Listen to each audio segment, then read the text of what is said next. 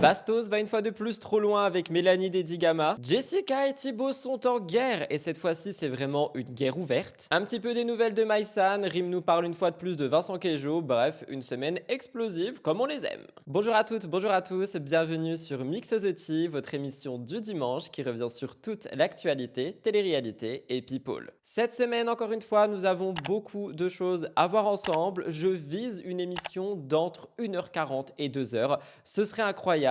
Première émission du mois de mars qui va annoncer le printemps petit à petit. Donc j'espère qu'on va réussir à tenir cette durée aujourd'hui. Je vous retrouve évidemment comme chaque semaine dans quelques instants pour une mise au point qui va être assez émotive, j'imagine. Et ensuite on pourra enchaîner avec les actus.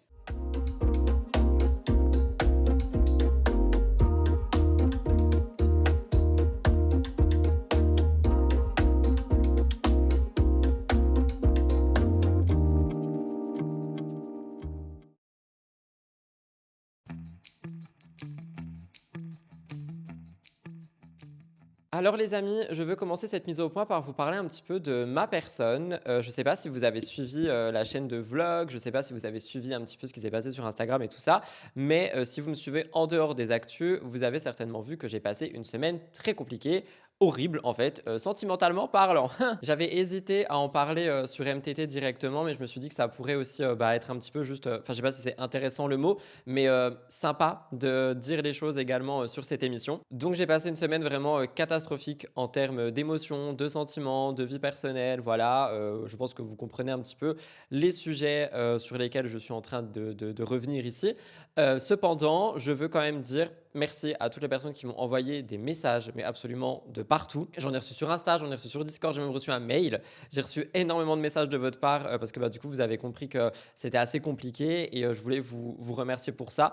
C'est vrai que c'est un truc qu'on voit pas forcément quand on est dans ce travail, mais il y a vraiment des gens en fait qui sont là pour nous, vous, et c'est vraiment touchant en fait, et ça m'a beaucoup aidé ces derniers jours. Je sais pas si vous l'avez vu, mais il y avait même des contenus qui étaient programmés, genre vraiment j'ai juste évadé, enfin je me suis évadé un petit peu, et ça m'a fait beaucoup de bien, et voilà, c'était juste pour remettre ça ici. Donc aujourd'hui, au moment où je vous parle, c'est encore un petit peu coup-ci coup-ça, hein, en termes d'émotions, de sentiments et tout ce qui va avec. Cependant, je suis quand même de retour, que ce soit ici ou ailleurs d'ailleurs, et j'espère que vous êtes contents de ça. J'ai décidé de me faire cute, j'ai décidé d'être là et d'être dans les good vibes, donc on va essayer d'emmener ça aujourd'hui pour Mix the Tea. Mais voilà, c'est juste pour remercier surtout toutes les personnes qui m'ont envoyé des messages, même si j'ai pas forcément répondu, j'ai même pas forcément regardé les commentaires sur la chaîne de vlog et tout, mais j'ai vu quand même tous vos messages et je voulais prendre 2 secondes pour vous remercier. Et si jamais vous n'avez aucune idée de ce que je vous raconte ici, allez suivre la chaîne de vlog, les 3 dernières vidéos je pense,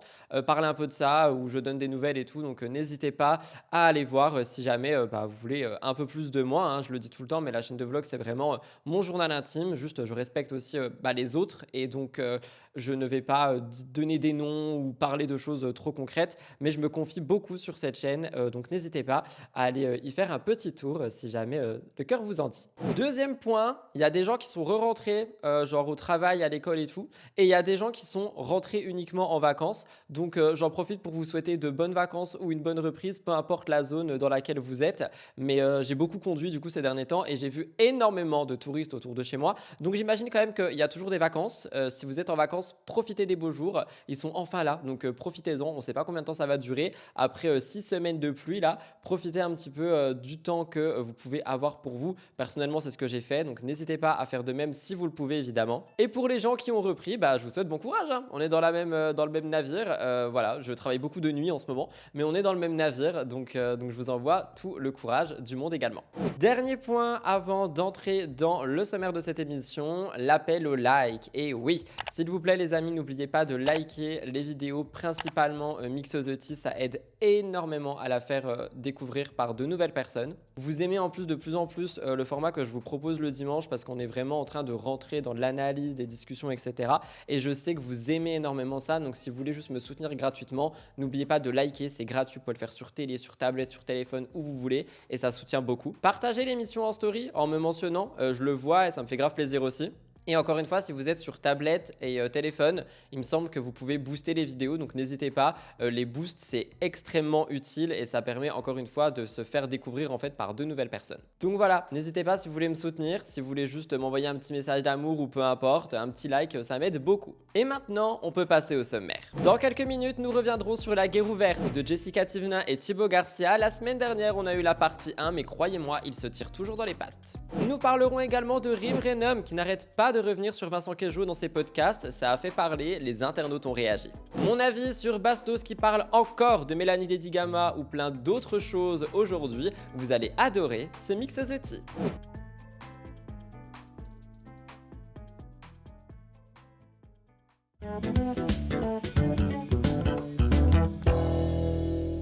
Eh bien les amis, comme chaque semaine, nous commençons avec les stories de la semaine. Et cette semaine, on commence par une vidéo que je vous ai faite sur ma chaîne, que vous avez beaucoup aimé d'ailleurs. Une vidéo par rapport à Paga qui s'est livré sur énormément de choses dernièrement dans le jet de Jordan Deluxe, que je n'apprécie pas du tout, soit dit en passant. Il s'est confié sur Giuseppa, sur Adixia, sur sa mère, sur sa famille, sur qui il est, bref, il est revenu sur plein de choses, mais il est notamment revenu sur Greg, et ça c'est vraiment la partie qui a fait le plus parler. Donc je me suis dit que j'allais en parler dans les stories de la semaine, que vous allez voir un petit extrait et tout ça. Et si jamais vous voulez plus d'infos par rapport à toute la vidéo qui dure 2 heures chez Jordan, je vous en ai fait un gros résumé en 30 minutes, donc n'hésitez pas à aller voir ma chaîne. On le sait, il y a des amitiés en télé qu'on pense indestructibles parce qu'on les a vues naître à l'écran ou alors grandir à l'écran dans leur cas, grandir, se disputer, se réconcilier et on finit presque à croire que c'est un feuilleton, une série télévisée. Et puis, un jour, l'un des deux décide de parler, vraiment parler. Et c'est ce que Paga a fait. Comme je vous l'ai dit, Paga a décidé de briser le silence sur sa rupture amicale avec Greg. Il a été invité dans le jet Deluxe de Jordan et il lui a parlé de Greg en lui disant « Tu seras le premier à l'avoir ». C'était vraiment en mode « C'est l'exclu, tu vas l'avoir ». Enfin voilà quoi, genre vraiment… Paga sait que tout le monde attendait cette réponse. Ce qui est intéressant, c'est que dans le récit que Paga il livre, il parle absolument pas de trahison, d'un coup monté ou d'un truc du genre. Il n'y a pas eu de clash en fait, c'est juste un lien qu'il y avait entre les deux, que Greg l'aimait comme un frère, quasiment comme un père aussi. Il a dit à un moment que Greg n'avait pas de figure paternelle et que peut-être c'est à cause de ça que genre il voyait en Paga vraiment son tout. Sauf que pour Paga, l'amitié c'est pas censé être là. C'est pas censé être ça, pardon. Et Paga il décrit pas du tout un manque d'amour, mais bien l'inverse. Il dit il y a trop d'amour. Il y avait une forme de possessivité. Il disait je lui appartiens. Et évidemment, Paga il voulait pas accepter ça, d'autant plus en amitié. Et il y a une scène qui aurait tout déclenché, c'était une fête des pères. En gros, Paga, il organisait un moment chez lui avec des amis, des couples, des enfants. Et Greg n'a pas été convié. Et ça, c'est un truc qui a fait énormément rager Greg en se demandant pourquoi est-ce qu'il n'a pas été convié alors qu'il pourrait l'être. Et Paga lui a dit « J'invite qui je veux, tu ne m'imposes pas de t'inviter ». C'est quasiment banal et en même temps, c'est vrai que c'est un peu symbolique parce que derrière cette dispute, il y a… On voit en fait une sorte de transition et de chemin qui se séparent, et ça c'est ce que j'ai expliqué dans ma vidéo complète sur le sujet. On voit le passage d'une vie centrée sur les tournages, l'alcool, les soirées, etc. à une vie de famille concernant Paga, et du coup c'est une toute autre priorité et un autre rythme. Et donc en fait quand tu as deux personnes qui sont tout le temps ensemble, etc., et que l'une d'entre elles a un chemin différent et évolue d'une manière différente, est-ce que l'autre peut tout le temps suivre? Et ça, c'est vraiment le truc que tout le monde disait par rapport à Greg et Paga. Et j'aimerais bien justement avoir votre avis sur ça parce que c'est vrai qu'on l'a beaucoup vu. On a toujours dit, dès qu'on a vu la rupture amicale, que en gros, Paga ne voulait plus de Greg parce qu'ils étaient trop différents, que Greg il était trop dans la fête et que Paga il était trop dans sa famille et tout ça. Et on a toujours mis Giuseppa au milieu de tout ça. Mais aujourd'hui, on se rend compte quand même que c'est effectivement à cause de ce côté évolution. Ce que je trouve intéressant, et c'est ce que j'ai noté, c'est que Paga il parle pas avec colère. En fait, il apprécie toujours Greg. Il garde un souvenir chaleureux de leur amitié. Ils auraient même repris contact récemment par téléphone. Donc c'est pas un plus jamais, c'est juste une vie qui est différente. Parfois, les ruptures amicales ne viennent pas forcément d'un manque d'amour, mais d'un décalage, comme c'est le cas ici. Et médiatiquement, ça fascine. Le duo Paga-Greg, c'était vraiment une marque, une dynamique, une énergie et les voir séparés, c'est un petit peu comme si on voyait, une série se terminer. Littéralement, hein, c'était vraiment le duo. Mais après, est-ce qu'il y a vraiment réelle rupture? Je sais pas. Est-ce qu'il pourrait y avoir un retour? J'imagine et tout le monde est en train de parler d'un potentiel retour des Marseillais et franchement, ça m'étonnerait même pas de voir Paga et Greg à la télé prochainement. Après, comme je vous l'ai dit, on a eu plein d'autres, «révélations» entre guillemets comme, ce qui s'est passé, avec Giuseppa après la rupture, comment est-ce que Paga s'est senti par rapport à tout ça, le fait que Adixia l'aurait recontacté. Enfin, on a eu beaucoup de choses. On a eu aussi des petites séquences jugées problématiques, notamment avec le fait qu'il embrasse toujours sa mère sur la bouche à ce jour. Mais tout ça, je vous en ai parlé dans la vidéo qui est sortie au milieu de la semaine. Donc, je vous invite vraiment à aller la voir. Dans tous les cas, c'est vrai que cette interview a fait beaucoup, beaucoup de bruit, notamment par rapport à Greg. Et moi, c'est ça qui m'intéressait ici. Et je me suis dit sur MTT, ça serait cool de revenir là-dessus pour les gens qui ne regardent que MTT. Même si, encore une fois, je fais plein d'autres vidéos qualitatives sur cette chaîne. Mais bon. Alors, il y a une fin d'amitié, parce qu'il a jamais raconté la vraie histoire, et moi je vais la raconter, je l'ai jamais raconté la vraie histoire. Tu seras le premier à la voir. C'est que Greg, il m'aime. Il m'aime comme son frère, comme son père. Il n'a jamais eu de papa. Il m'aime avec toutes ses tripes. J'ai fait beaucoup de choses pour lui. Je l'ai fait rentrer en télé, je l'ai fait commencer la musique. Je l'ai toujours défendu parce que c'est une très très belle personne. C'est un garçon qui a toujours été hyperactif, mais fou. Ouais. Fou, complètement déjanté de la tête. C'est un Michael Youn, ce garçon. Oui, il est ouf. Ouais, Quand il a été casté, Ouais. il a été casté par Benjamin à la Vianotte, Ouais. où il dansait, il était chapeau, bob, béret, Ouais. tout ce que tu veux, en train de danser sur le podium, comme un fou furieux. Ouais. Il a toujours été, la cacahuète, elle a toujours été à l'envers, mais dans le bon sens. Il a toujours été comme ça. Ouais. Toujours été comme ça. Et Greg, le problème, c'est que je lui appartiens. D'accord. Donc il est Et très moi, possessif. Très possessif. Et il y a quelque chose que j'aime pas, moi, dans l'amitié, C'est la possession. c'est la possession. Pourquoi? Parce que à ce moment-là, c'était la fête des pères. Et en fait, j'ai invité un ami à moi qui s'appelle Jerry et qui a deux couples d'amis que j'ai pu connaître dans le, Ouais. donc dans le passé, enfin, qui sont devenus mes amis et que je les ai invités avec leurs enfants. Et en fait, j'invite qui je veux chez moi. Ouais. J'invite qui je veux. Et en fait, il a vu que j'avais invité Jerry, sa femme, ses enfants et ses deux couples d'amis. Où en fait il m'a fait une crise. Ah ouais, tu les invites, eux, c'est pas tes amis, et nanana, moi tu m'invites pas. Mais en fait j'invite qui je veux. Ouais. Tu m'imposes pas d'inviter. Si le lundi j'ai envie d'inviter telle personne, j'invite Ouais. telle personne. Donc du coup, vous êtes pris la tête, quoi. Du coup il m'a carrément bloqué sur les réseaux. Ah, d'accord. Et c'est parti de là En l'histoire. fait, c'est lui, c'est pas pour une crise de jalousie. Et quoi. c'est parti de là. Il Et est c'est amoureux de vous, parti quoi. loin. C'est parti loin l'histoire. Ah ouais? Et en fait je l'ai très mal pris de ce qu'il m'a fait. Parce que personne ne m'impose rien. On doit rien imposer dans la vie à quelqu'un. À personne, Ouais. tu dois pas imposer la vie à quelqu'un. Tu fais ce que tu veux. Ouais. Et en fait, il m'a bloqué, il a commencé à parler mal, c'est arrivé à mes oreilles, et D'accord. pas ci, pas là. C'est lui qui s'est mal comporté. Et après, moi, le problème, c'est que je suis un garçon, entre-temps, qui avait sa vie de famille, Ouais. père de famille, et le travail. Et puis, je me suis décroché petit à petit, et puis j'ai perdu cette amitié que j'avais avec Greg. Mais Greg, je lui ai il n'y a pas très longtemps au téléphone. C'est une personne que j'apprécie énormément. Il peut être aimé du public ou pas aimé. En tout cas, moi, les moments que je passe avec Greg sont formidables. Il a toujours pas vu ma dernière Adriana. Et comme je l'ai dit, La petite dernière. tu m'appelles, tu Et- prends le scooter, tu montes. Tu montes. Tu as ton permis. Et je veux dire, tu tapes à la porte, tu sais où j'habite.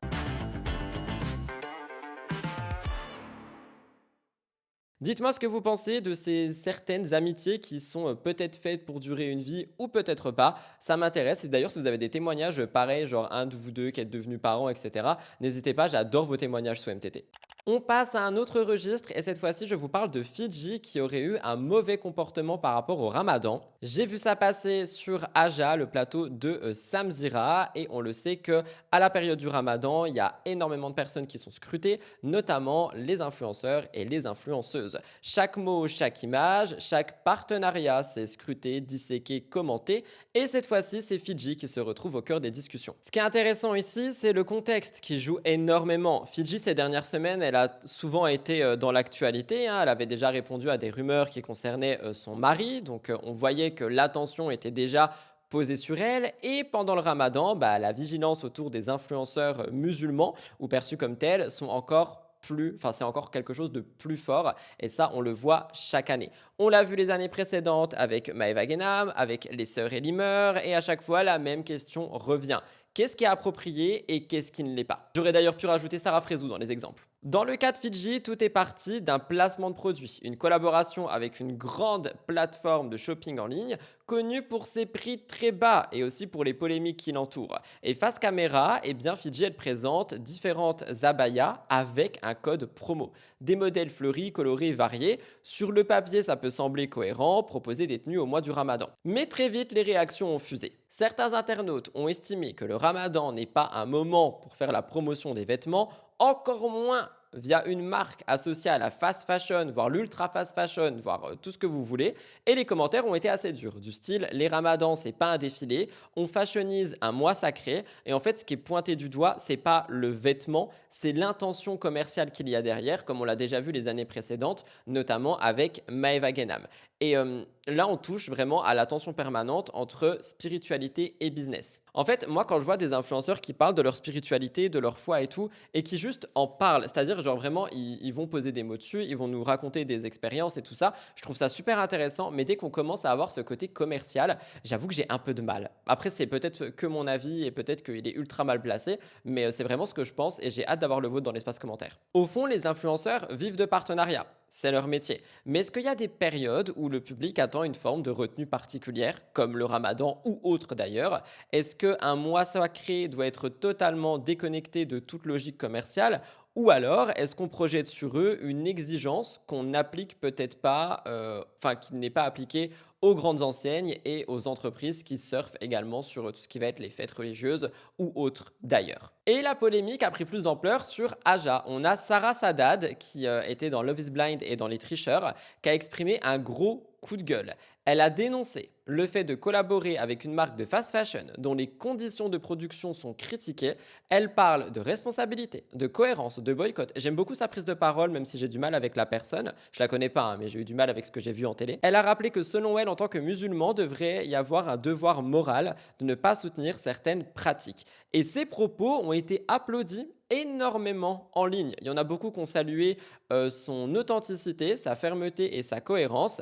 Et là encore, on voit comment les gens prennent des camps, quoi. Mais moi, je trouve ça assez intéressant parce que le sujet est très complexe. D'un côté, il y a cette vraie question éthique sur la fast fashion, qui est d'ailleurs un des sujets aussi que je traite beaucoup dans mes vidéos. Ça dépasse largement le Ramadan, cette question, elle concerne toute l'année en fait.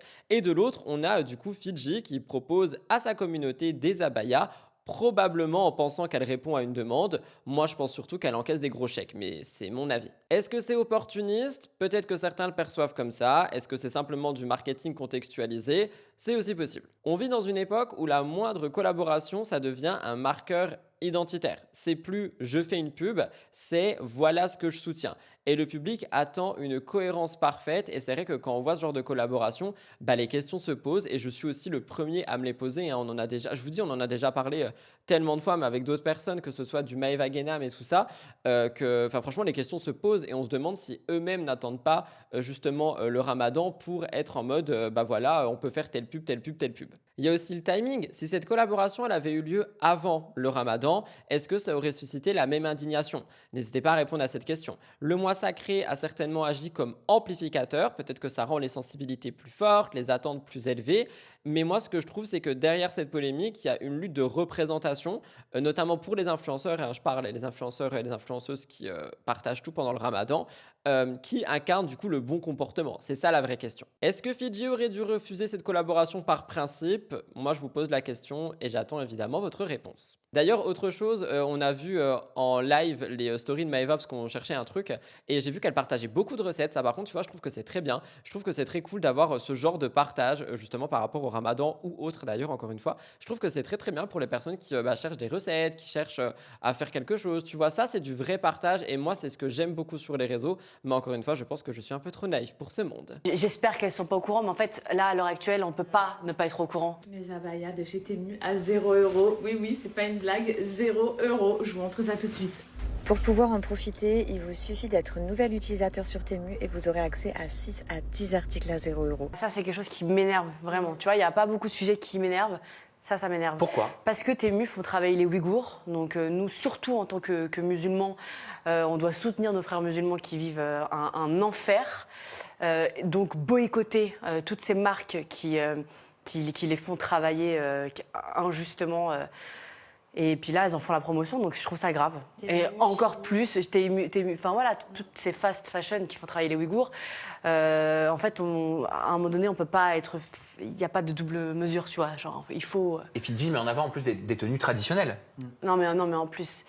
Alors, tu vois, j'aimerais dire, j'espère qu'elles sont pas au courant, mais en fait, là, à l'heure actuelle, on peut pas ne pas être au courant que Temu fait travailler des Ouïghours. Et c'est possible de se montrer avec une image pieuse sur les réseaux sociaux, mais de faire ça pour toi? Tu sais, ça, je sais pas. Les gens font ce qu'ils veulent. Ce qui est grave, c'est qu'elles font la promotion d'une marque qui fait travailler les Ouïghours. Je pense que aussi par rapport au fait que, si je comprends bien, vous êtes dans une démarche aussi de simplicité. Le fait de s'acheter 20 000 tenues, un peu de fête, dont on n'a pas forcément besoin, de mettre le physique en avant, la beauté d'un vêtement, etc. J'ai pas l'impression que ce soit forcément en cohérence. Oui, c'est vrai, mais tu vois, je te jure que j'aimerais que ce soit le seul problème de cette vidéo. Oui, non mais j'entends, mais c'était pour rajouter... Ouais, j'aimerais vraiment que ce soit le seul problème. Pourquoi? Mais... Qu'est-ce que tu vois, par exemple, toi, sur les réseaux qui t'énerve, par exemple? Bah non, mais voilà, toutes ces influenceuses qui font des promotions de fast fashion. C'est ça. Je trouve ça honteux. En fait, on a accès à toutes les informations. Avec tous nos réseaux, on est au courant de tout. Donc, on peut plus mettre ça et se cacher sous la facette de l'ignorance, où je ne savais pas, où on m'a pas dit. Non, arrête. On est toute la journée en train de scroller, on sait ce qui se passe et on sait les marques qu'il faut boycotter. Et celle-là en fait partie.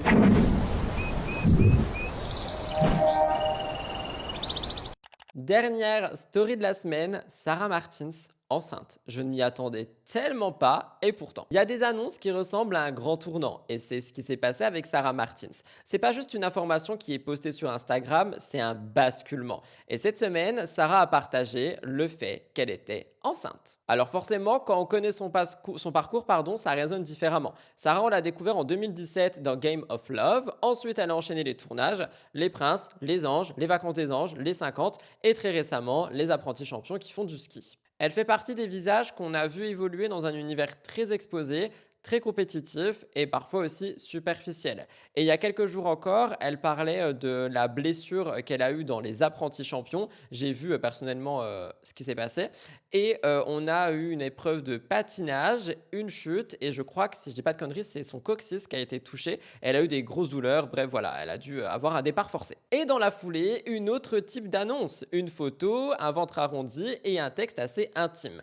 Et ce qui frappe dans son message, c'est pas l'effet surprise, c'est le ton. Elle parle d'un instant précis où tout a basculé. Elle décrit ses mains qui tremblent, le temps qui se suspend. Elle parle d'une onde, d'une chaleur primitive, d'un amour brut et instinctif. On sent que pour elle, c'est pas juste un heureux événement à partager, c'est une transformation. Et ce qui est intéressant ici, c'est que Sarah, elle a longtemps cultivé une image très maîtrisée.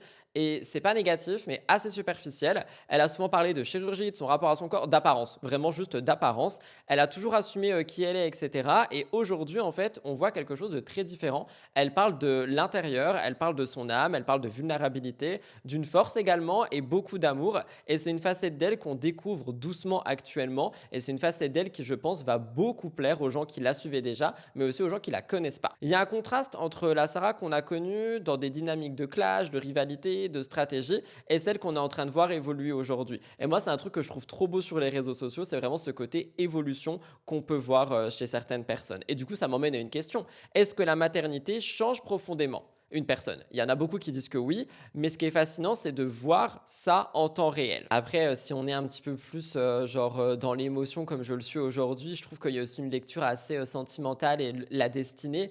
Elle quitte un tournage parce qu'elle s'est blessée, donc son corps littéralement la lâche et finalement lui permet de porter la vie. Voilà, on est un petit peu sur aussi une petite beauté si je peux me permettre, tu vois. Mais dans MTT, on est là pour parler médiatiquement. Donc médiatiquement, cette nouvelle, elle a été accueillie avec beaucoup de félicitations. La grossesse, c'est un événement fédérateur, encore plus sur les réseaux. Ça adoucit l'image, ça ouvre un nouveau chapitre et il y a aussi une vraie question. Comment est-ce qu'aujourd'hui, elle va redéfinir son contenu? Est-ce qu'on va assister à un repositionnement plus familial, comme on le voit pour beaucoup d'influenceurs et d'influenceuses? Est-ce qu'on va être plus dans le lifestyle? Est-ce qu'elle va partager cette maternité en détail? Est-ce qu'elle va nous montrer son enfant? tant de questions qui auront des réponses au fil des semaines. Dans tous les cas, ce que je trouve touchant, c'est qu'elle parle pas d'un amour qu'on construit, elle parle d'un amour qui s'impose, qui est brut et instinctif, comme si malgré toutes les expériences et toutes les relations passées, en fait, il n'y a rien qui l'avait préparé à ça. Et je pense que c'est peut-être ça le vrai sujet, le fait qu'on puisse vivre 1000 choses, mais avoir toujours quelque chose à découvrir. Dans tous les cas, moi, vous me connaissez sur mon positionnement avec les enfants en ligne, mais là, pour le moment, ce n'est pas le cas. Donc, je lui envoie juste tout mon amour, tout mon soutien, plein d'ondes positives, et j'espère que tout se passera bien pour elle et pour cette grossesse. Mais en tout cas, c'est vrai que si je suis totalement honnête avec vous, c'est vraiment un truc auquel je ne m'attendais absolument pas. Sarah Martins enceinte, et pourtant, après, vraiment, je suis très content pour elle, hein. J'espère que tout va bien se passer, parce que malheureusement, on le sait, et je touche du bois, hein, on l'a beaucoup vu dans beaucoup d'actu. Malheureusement, parfois, les grossesses ne se passent pas comme prévu. Donc, j'espère que pour elle, ce sera le cas. Mais en tout cas, une nouvelle page s'ouvre, et elle a l'air de la regarder avec beaucoup d'émotion et de vouloir la partager au grand public, le grand public étant nous finalement. Après, j'avoue, s'il y a mention je partage pas l'enfant quand il naît, je suis content, mais encore une fois, ce serait s'asseoir sur énormément de collaborations et d'argent. Donc, est-ce que finalement elle va l'accepter? Telle est la question. Voilà tout le monde pour les stories de la semaine aujourd'hui. J'espère que ça vous a plu. Je sais qu'on a été sur des stories qui auraient pu être dans le top actu, etc. Mais voilà, j'avais envie de vous partager ça aujourd'hui, donc c'est ce que j'ai fait. On a mélangé un petit peu tout et j'aime bien. On va passer au top actu maintenant. Je vous spoil pas les actus qui arrivent, mais vous allez être choqués. Je vous spoil pas, je vous donne juste des petites infos. On parle d'une rupture, on parle d'une potentielle grossesse et on parle d'un retour sur les plateformes X. Si vous avez envie de jouer à qui est-ce, n'hésitez pas à mettre pause et à me dire qui vous pensez que c'est. Mais j'avoue qu'il y a des choses sur lesquelles je ne m'attendais pas à tomber et pourtant je suis tombé. Cette phrase n'était pas française. On rappelle que je suis en tempête émotionnelle et c'est ok.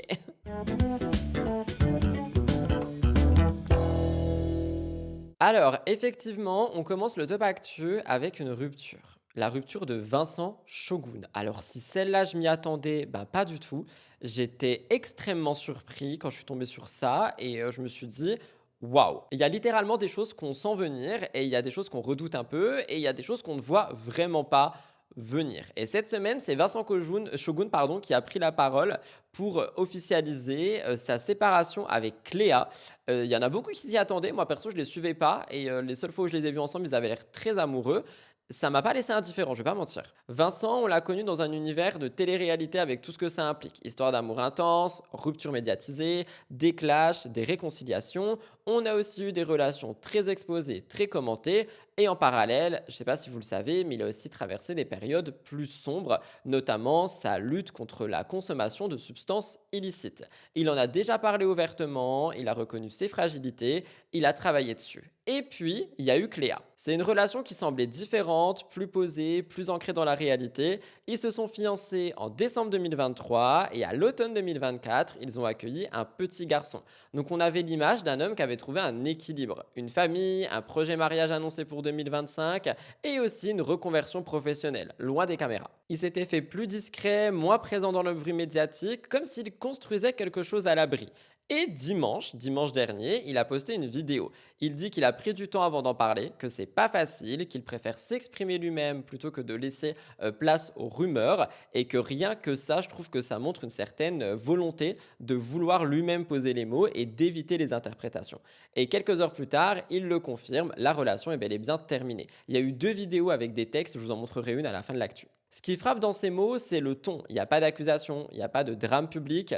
Il parle d'une séparation difficile, d'un temps nécessaire pour accepter et comprendre. Il dit, je cite, « Il n'y a pas de haine, pas de scandale, juste 2 chemins qui se séparent ». C'est très très sobre et très mature.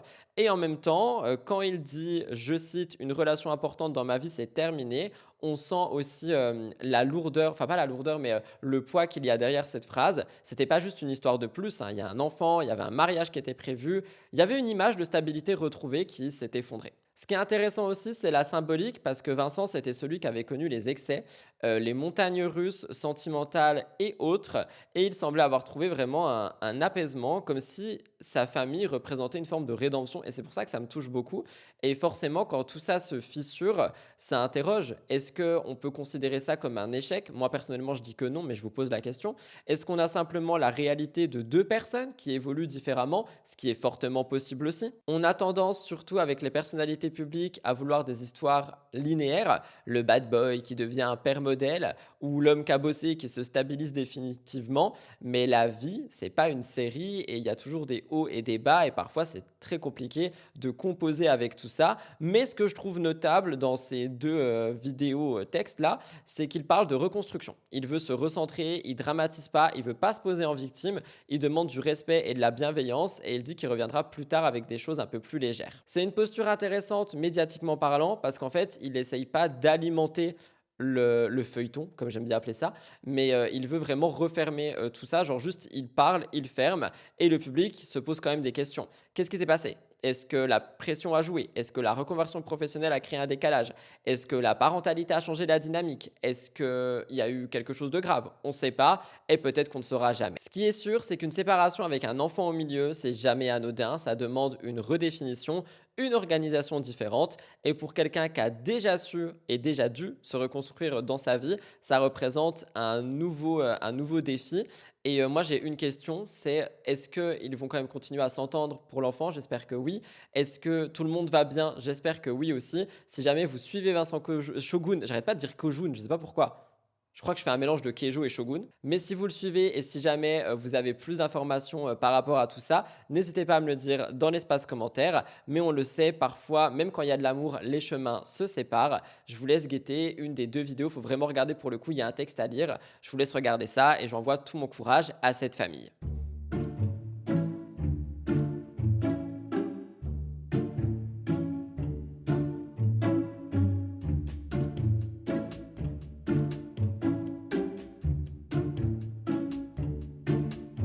Mady Bursiaga au cœur de rumeurs de grossesse. J'ai envie de dire encore, tellement que ça me donne soif, j'en peux plus. Il y a des couples en télé-réalité qui deviennent presque des sagas à eux seuls. À chaque publication, à chaque story, à chaque geste, le public analyse, scrute, interprète. Et en ce moment, c'est Mady Bursiaga. Officiellement, elle n'a rien annoncé, aucun communiqué, aucune photo de test, aucun message mystérieux, et pourtant, une partie des internautes est convaincue. Elle serait enceinte de son deuxième enfant. Le contexte est intéressant. Mady, quoi qu'elle poste, déclenche des réactions très fortes. Depuis des années, elle est critiquée pour son image jugée trop lisse, trop travaillée, trop calculée. Son mariage avec Benji, ses tenues, sa façon de communiquer, tout est commenté. Elle incarne un lifestyle assumé, très Dubaï, très esthétique, qui fascine ses abonnés mais qui agace les autres. Sauf que on a eu quelque chose qui a fait parler. En gros, ils sont en séjour aux Maldives, un décor de carte postale, coucher de soleil, plage, moment tendre avec leur fils. Sur le papier, rien d'inhabituel. Mais dans deux vidéos, il y a un détail qui a retenu l'attention. À la fin d'une séquence, Benjamin pose la main sur le ventre de Mady. Et dans une autre, même geste, et c'est assez instinctif. Donc immédiatement, les commentaires s'emballent, du style « Il y a un deuxième en route, je m'attends à une annonce, j'ai cru à bébé 2 ». Je vous laisse regarder une des deux vidéos.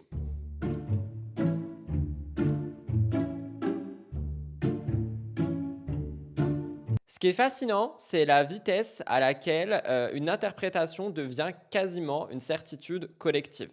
C'est pas la première fois que la rumeur circule. À Noël déjà, il y avait une vidéo au pied du sapin qui avait déclenché les mêmes rumeurs. Et à chaque fois, Mady ne confirme rien et ne dément rien. Elle laisse planer le doute, elle le sait de toute façon. Ça fait parler. Et c'est là que ça devient intéressant. Est-ce que ce silence est stratégique? Est-ce qu'elle entretient volontairement le mystère? Ou est-ce qu'elle choisit simplement de ne pas répondre à chaque question? Moi, je vous le dis, elle sait très bien ce qu'elle fait. Elle entretient le mystère. Le but, c'est littéralement parler de moi, parler de moi, parler de moi, parler de moi. Dans l'ère des réseaux sociaux, le moindre geste est narrativisé. J'ai réussi à le dire. Une main posée sur le ventre, c'est un indice. Un plan un peu plus large, c'est une preuve. Une histoire qui est projetée avant même d'avoir une annonce. Alors, moi, je trouve qu'il y a plusieurs choses à dire à ce sujet.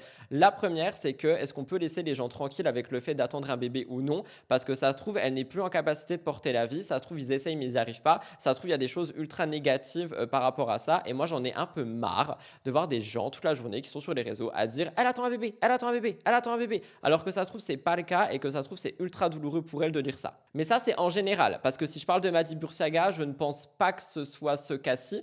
Cependant, je pense qu'elle aime bien, je vais pas dire en jouer, mais elle sait que ça fait du bruit, que ça fait parler, et je pense qu'elle en profite aussi un petit peu et que ça lui sert pas mal ce genre de commentaires et ce genre d'articles et ce genre de personnes qui en parlent moins. On le sait, le public adore les annonces de grossesse. C'est un moment fédérateur, heureux, quasiment magique, surtout pour un couple déjà installé, marié avec un premier enfant. On aime l'idée d'une famille qui s'agrandit. Mais il y a aussi une frontière délicate. Spéculer une grossesse, c'est toucher à quelque chose de très intime et parfois sensible. Si elle est enceinte et qu'elle veut attendre avant de l'annoncer, la pression peut être lourde. Et si elle l'est pas, ça peut être intrusif. Après, encore une fois, avec une lecture médiatique, le mécanisme il est assez puissant. Hein. Plus elle ne dit rien, plus la rumeur enfle, plus la rumeur enfle, plus l'engagement augmente. Et ça, je pense qu'il le sait, je pense qu'ils l'ont très bien compris. Et je pense aussi que c'est peut-être pour ça qu'ils en jouent. Je ne sais pas s'ils en jouent, mais on dirait que, comme je l'ai dit tout à l'heure avec Sarah Martins, une grossesse est vraiment devenue un événement scénarisé. Il y a souvent du teasing, il y a souvent une vidéo émotionnelle. Enfin, vous voyez ce que je veux dire, c'est vraiment devenu une série. Et ici, en fait, on se rend compte que soit Madi utilise ce côté série pour attendre d'en parler, soit je sais pas, peut-être qu'elle le je sais pas. Peut-être qu'il y aura une annonce dans quelques semaines, peut-être que non, peut-être que les gestes étaient simplement simples et spontanés, de se toucher le ventre et tout ça, ou alors peut-être que leur but est de faire parler. Vous me direz ce que vous en pensez, mais si c'est juste du buzz, j'aime pas trop. Il y a une annonce qui m'a surpris cette semaine et je vous parle de Brian Boy. Brian Boy qui a pris la parole pour officialiser quelque chose. Il relance son activité sur les plateformes publiques et cette fois-ci, il assume totalement. Je vous raconte. Le contexte est important. Depuis le 23 juillet 2025, Brian et Carla sont parents d'une petite Amaya. Une nouvelle vie, un nouveau rythme, une nouvelle image aussi. Pour devenir parent quand on est exposé en ligne, ça change la perception. Dès la grossesse, le couple a été sous surveillance, commentaires sur la crédibilité du couple, sur la solidité de leur relation, sur leur façon de communiquer, et après la naissance, les critiques se sont déplacées. Il y en a certains qui reprochaient à Carla d'exposer trop souvent le bébé, d'autres ont commencé à critiquer la manière dont Brian la tenait en vidéo. Rappelez-vous, même les filtres appliqués sur le bébé, je vous avais tout partagé. Et ça, c'est le paradoxe des réseaux. On partage et on est jugé. Dans ce climat, beaucoup pensaient que la parentalité allait marquer un virage définitif, que Brian et Carla allaient s'éloigner doucement des plateformes privées sur lesquelles ils étaient très actifs avant la naissance. Ils avaient d'ailleurs laissé entendre une forme de pause ou du moins une retraite, peut-être un ralentissement. Mais il y a quelques jours, Brian a annoncé son retour avec une phrase très claire « Oui, je suis papa, mais je reste le Brian de l'époque ». Cette phrase, elle dit tout. Elle dit la tension entre l'identité d'avant et la nouvelle responsabilité, entre l'image du jeune homme provocateur, libre et assumé, et celle du père de famille. Et ce qui est intéressant, c'est qu'il reconnaît qu'il a essayé de se voiler la face. Il a tenté d'être celui qui écoute les critiques, celui qui ajuste son comportement en fonction des retours. Il dit que les commentaires l'ont trop atteint, qu'il faisait trop en fonction de ce qu'il recevait en ligne. Et là, il a fait un choix inverse. Il a dit « Je fais des vidéos, que ça plaise ou non ». On peut y voir une provocation, on peut y voir une affirmation d'indépendance ou simplement un repositionnement stratégique. Pas parce qu'il faut oublier que les plateformes, c'est une source de revenus important pour eux, mais surtout parce que quand on devient parent, les responsabilités financières évoluent aussi. Et j'espère qu'ils ne vont pas que jouer là-dessus. Sauf que je pense que le public, ce qu'il cherchait ici, c'était une sorte de cohérence. En fait, il y a une grande partie des gens qui disent qu'on ne peut pas afficher une vie de famille, un bébé, et en parallèle continuer une activité sur les plateformes privées à caractère adulte. Il y en a d'autres qui disent que l'un n'empêche pas l'autre, que la parentalité n'annule pas une identité professionnelle. Il y a aussi la question du regard moral. Sur les réseaux, on adore donner des rôles. Un père doit se comporter comme ça et pas comme ça. Il doit faire ça et pas comme ça. Et Brian, lui, il dit qu'il ne veut pas être enfermé dans l'image du papa parfait dicté par Internet. Il rappelle que ce soit pour leur contenu ou même pour le récent BBL de Carla, ils font des choix, ils les assument. C'est frontal et ça fait réagir. Mais au fond, moi, je vous pose une question beaucoup plus large. Est-ce que devenir parent impose une transformation publique obligatoire? C'est-à-dire que est-ce que quelqu'un qui était telle personne, en devenant parent, doit obligatoirement devenir uniquement telle personne? Moi, je pense qu'on est vraiment un prisme de plusieurs envies, choses, activités, et que faut juste savoir tout consigner ensemble, non? C'est mon avis. Dans tous les cas, Brian ne veut plus se laisser guider par la peur des critiques. Il a dit très clairement, et qu'il a trop voulu écouter, trop voulu se conformer et que ça l'a atteint. Est-ce que le public doit exiger une forme d'alignement entre vie privée affichée et activité professionnelle? Je sais pas, mais ce qui est sûr, c'est que cette histoire, elle a fait parler. Avant de vous laisser écouter Brian, mon petit avis là-dessus, je trouve... En fait, on va peut-être me prendre pour quelqu'un de trop ouvert d'esprit, d'esprit ou j'en sais rien, mais ils étaient déjà sur les plateformes et en soi, ils font pas de mal. En fait, moi, j'ai du mal vraiment avec les gens qui vomissent ceux qui sont sur les plateformes privées et tout. C'est leur choix, c'est vraiment leur choix. Le temps qu'ils en font pas la promotion en mode venez, vous allez gagner plein d'argent facilement et tout, bah en vrai c'est leur choix et ils font vraiment ce qu'ils veulent avec leur corps et avec les plateformes et tout ça. Après effectivement maintenant ils sont parents, donc j'espère juste que bah, l'enfant ne sera pas ne saura déjà pas tout ce qui se passe. Et c'est vrai que ça peut être quand même compliqué à l'école, je sais pas. Mais dans tous les cas, eux en tant que personne, ils peuvent être parents et faire d'autres choses. C'est mon avis vraiment. Si vous n'êtes pas d'accord, bah, je vous invite à m'exposer le vôtre dans l'espace commentaire. J'ai repris les vidéos comme à la bonne époque. Alors certes, oui, maintenant je suis papa, mais je reste le Brian de l'époque. Et j'ai essayé de me voler la face comme un fou à me dire non, machin. Non, je fais des vidéos, moi. Voilà, c'est comme ça, que ça plaise ou pas. C'est mon taf, c'est mon kiff. En fait, j'ai trop voulu être le mec qui écoute justement les gens sur les réseaux sociaux. Les critiques, je pense, ça m'a un peu trop atteint, alors que je disais que j'en avais rien à foutre, mais en fait, ça m'a atteint dans le sens où j'ai trop fait les choses par rapport à ce que les gens disaient sur les réseaux. Donc les commentaires, les messages que je recevais en privé et tout. Mais en fait, je m'en fous, je fais ce que je veux, je fais ce qui me plaît. Et puis voilà, comme Carla aussi, elle fait ce qui lui plaît. Elle a fait son huc, elle a fait ses chirurgies, ses trucs, ses machins. Ceux qui jugent, je comprends, il n'y a pas de souci. Tous ceux qui kiffent, on est ensemble, ok? Parce qu'il y a beaucoup de gens qui kiffent, qui m'envoient juste en privé en mode t'inquiète mon frère, on est ensemble. Et ça fait plaisir. Donc voilà tout le monde. En tout cas, merci à toutes les personnes qui me soutiennent, qui nous soutiennent, ça fait très plaisir. Et puis voilà. Hein. Voilà tout le monde pour le Top Actu. Aujourd'hui, on va pouvoir passer à mon avis sûr. Mon avis sur Bastos et Mélanie Dedigama. Écoutez, je ne sais plus quoi dire. Je ne sais plus quoi dire. On va parler de ça dans un instant. J'espère que vous êtes prêtes et prêts. C'est parti. Jingle.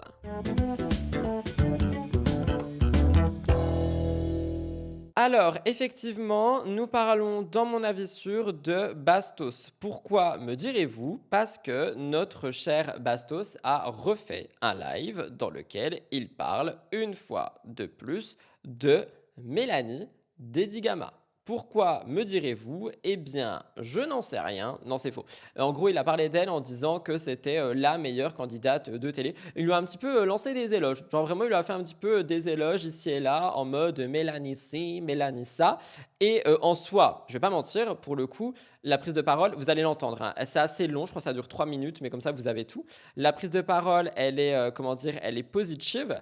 Mais c'est quand même quelque chose qui a fait du bruit dans le sens où, en fait, elle a demandé tellement de fois d'arrêter de parler d'elle, de sa bouche à lui, et d'arrêter de les lier ensemble et tout ça, que, positif ou pas, je pense que ça la saoule. Et en fait, je voulais vous donner mon avis là-dessus, mais surtout avoir et récolter le vôtre. Est-ce que vous pensez que si quelqu'un dit arrête de parler de moi, arrête de parler de moi, arrête de parler de moi, etc. pendant des années, que la personne continue, mais le fait de manière positive, est-ce que vous pensez que ça excuse le fait d'en parler ou alors est-ce que vous êtes en mode non, elle a dit t'arrêtes, donc tu n'en parles plus du tout? Moi, de mon avis, et on va encore dire que je déteste Bastos alors que c'est pas le cas, on va encore dire que je suis trop dur alors que non, c'est juste vraiment ce que je pense.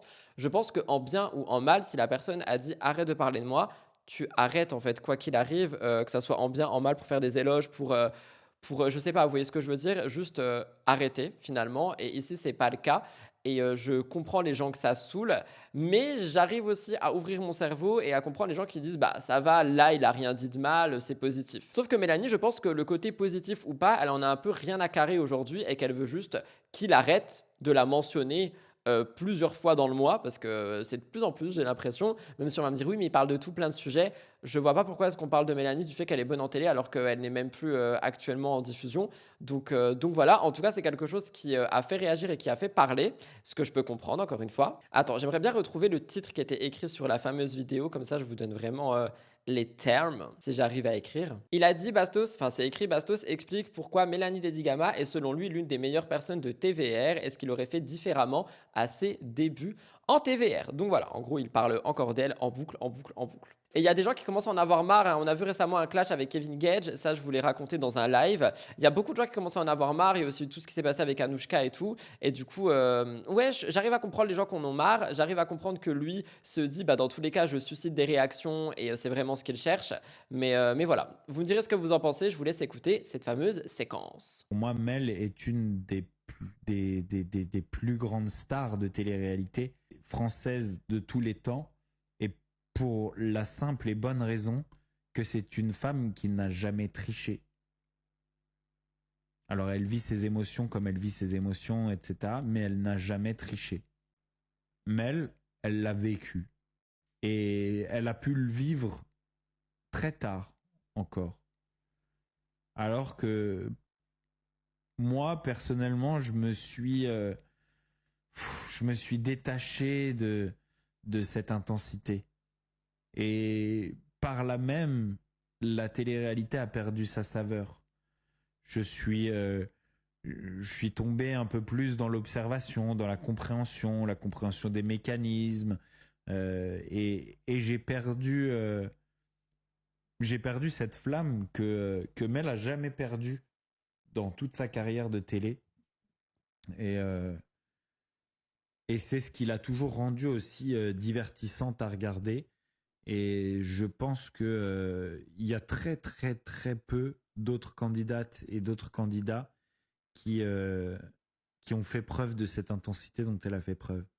Même s'il y en a qui sont devenus peut-être plus célèbres, je pense à des Nabila ou des gens qui se sont mis en couple et qui ont fait des couple goals et des familles et qui ont fait des tonnes de contenu là-dessus, etc.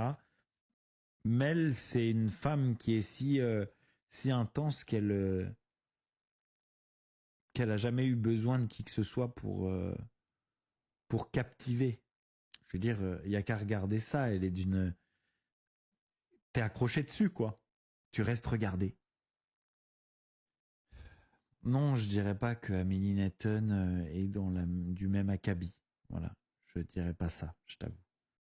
Et je dirais pas non plus que Cassandra est du même acabit, et je dirais pas non plus que Barbara Opsommer est du même acabit. Pour moi, Mel est au-dessus. Il y a un truc plus fort, il y a un truc plus intense en elle, plus profond. Elles ont chacune leur particularité, peut-être leur humour, leur personnalité. Mais ce qu'avait Mel, c'était plus fort. Et aussi indécryptable, incompréhensible. Personne n'a jamais pu contrôler Mel. Personne. Aucune prod, rien du tout. Mel, ça a toujours été un électron libre. Demain, tu te réveilles la veille de ton entrée dans Secret avec toute ta conscience et tes souvenirs jusqu'à aujourd'hui. Tu changes quoi, du coup, pour le vivre mieux? C'est une bonne question, ça. En fait, rien que la sagesse que j'ai acquis après toutes ces années ferait que je le vivrais mieux. Je vivrais ces expériences avec plus de distance. J'aimerais Mel moins intensément, je vivrais mes déceptions moins intensément, je vivrais mon enfermement moins intensément, je vivrais mes relations amicales moins intensément, je vivrais mes apathies pour certaines personnes dans cette maison moins intensément aussi. Il y a des gens que j'ai détestés et ça se voyait. Je pense que de toute façon, c'est le propre de vieillir. Lorsqu'on vieillit, on se détache petit à petit, on prend du recul sur les choses et on vit les choses avec plus de sagesse, on donne moins d'importance à ces choses-là et donc avec toute l'expérience que j'ai acquis depuis, en fait, je souffrirais moins, mais je serais un bien moins bon candidat de télé-réalité.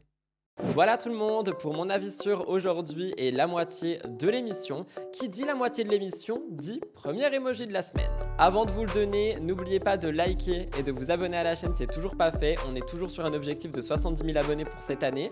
L'année passe et je vous vois arriver de plus en plus, donc n'hésitez pas, peut-être qu'on va les atteindre. Et évidemment, premier emoji de la semaine qui est un emoji animalier et on est sur une oie. J'avais trop envie de voir des oies dans mon espace commentaire. Le deuxième emoji rejoindra celui-ci justement. Donc n'hésitez pas à mettre des oies dans les commentaires, ça me permet de vous lire, de vous répondre. Surtout si vous le mettez après un commentaire genre avec des mots écrits et tout ça, je réponds à votre commentaire par rapport à l'émission ou autre d'ailleurs. Et si vous n'avez pas l'emoji oie, n'hésitez pas à écrire O-I-E. Ça s'écrit comme ça, ouah, bref, dans l'espace commentaire. On se retrouve tout de suite pour la deuxième partie de l'émission. J'espère que vous allez kiffer. C'est parti, jingle. C'est à rallonge ça. Nous commençons sur le vif cette semaine avec une petite information. Et oui, il avait disparu, silence total, plus de vidéos, plus de stories et plus un mot. Et pourtant, il y a encore quelques années, Virgile Pignon était partout. Révélé dans Les Anges puis dans Les Marseillais, il faisait partie de ces visages qu'on pensait installés pour longtemps dans le paysage télé. Mais la suite a été beaucoup plus sombre. Hospitalisation à répétition, diagnostic de troubles bipolaires, prise de parole inquiétante. Fin 2023, il est de nouveau placé en hôpital. Une période qu'il décrit comme extrêmement difficile. À l'époque, il affirme même avoir été interné de force. Puis en août dernier, il réapparaît brièvement sur TikTok depuis l'hôpital, demandant de l'aide financière. Et après ça, plus rien, jusqu'à aujourd'hui. Dans une nouvelle vidéo face caméra, Virgile fait enfin son retour. Le ton est posé, le regard différent. Il parle de mois très compliqués, de chutes, d'erreurs, de moments où tout s'est écroulé. Il dit avoir touché le fond, mais surtout, il explique avoir eu un déclic. Contre toute attente, il affirme que son passage en psychiatrie lui a fait du bien, que ça l'a forcé à se regarder en face, à grandir et à se reconstruire. Aujourd'hui, il dit travailler sur lui mentalement, physiquement, humainement, et dans cette renaissance, il y a aussi l'amour. Il confie partager sa vie avec une jeune femme qui s'appelle Linda. Dans mon malheur, j'ai trouvé le bonheur, c'est ce qu'il dit. Un nouveau départ plus apaisé, plus conscient, comme un rappel que parfois disparaître, c'est aussi une façon de se sauver. Salut les amis, j'espère que vous allez bien. Aujourd'hui, je voulais vous faire une petite vidéo. J'ai un petit message à vous faire passer. Donc j'ai écrit, en vrai, je ne veux pas vous mentir, j'ai écrit, mais je vais essayer de regarder le maximum la cam. Donc en fait, je sais que beaucoup d'entre vous me connaissent à travers la télé. Ensuite, tout s'est écroulé pour moi. J'ai traversé des périodes très sombres où je me suis perdu, où j'ai fait des erreurs. J'ai touché le fond. Je vais pas vous mentir, j'ai touché le fond. Je savais que j'allais devoir changer, j'étais obligé. De toute façon, quand tu touches le fond, tu peux que remonter la pente. Je savais que je devais changer. La psychiatrie, on n'en parle pas assez, ça m'a aidé. Elle m'a fait me regarder en face, elle m'a fait grandir la psychiatrie. J'en parle pas beaucoup de la psychiatrie. C'est vrai que j'essaie d'éviter le sujet un maximum, mais il faut en parler de la psychiatrie parce qu'il y en a beaucoup qui sont psychiatriques, qui en ont besoin. Aujourd'hui, je repars de zéro sur des bases saines. Chaque jour, je travaille sur moi, mentalement, physiquement, humainement. Et dans ce chemin, j'ai trouvé quelque chose d'exceptionnel. Oui, j'ai trouvé l'amour. Dans mon malheur, j'ai trouvé le bonheur. Et un amour vrai, sincère, qui m'aide à devenir un homme meilleur. Je veux que vous sachiez une chose, la team. On peut toujours se relever. On peut toujours repartir. Je ne suis pas parfait, je suis juste moi. Mais j'aimerais que vous voyiez l'homme que je deviens.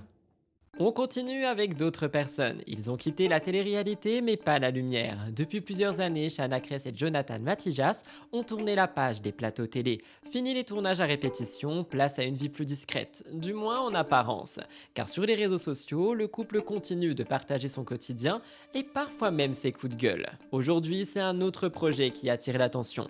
Actuellement en Suisse, les deux amoureux ont publié une vidéo qui ressemble presque à une carte postale. Paysage impeccable, bord de lac, moments tendres en famille, mais derrière ces images, une vraie réflexion. Cela fait plusieurs mois qu'ils envisagent un emménagement possible. Leur priorité est la sécurité, la qualité de vie et surtout l'éducation de leur fils.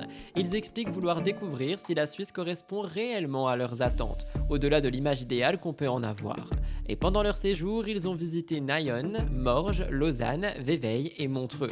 Et ce n'est qu'un début. La Suisse allemande, voire italienne, pourrait aussi faire partie du programme. Dans les commentaires, les témoignages affluent. Certains expatriés vantent le civisme, la tranquillité, la qualité de vie au bord du lac, de quoi nourrir encore un peu plus leurs réflexions. Mais pour l'instant, aucune décision officielle. Jonathan l'assure, ils adorent l'idée, mais veulent aller au bout de leurs recherches avant de tout quitter. Un nouveau départ à l'étranger, peut-être, une chose est sûre, leur vie est en pleine évolution, et cette fois, ce n'est pas pour une émission.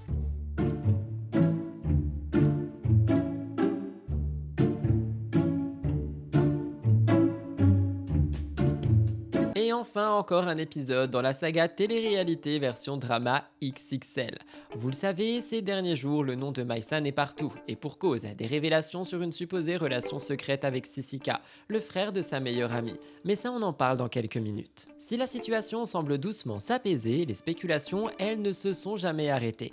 Et très vite, un autre nom est entré dans l'équation, Niccolò Federico Ferrari.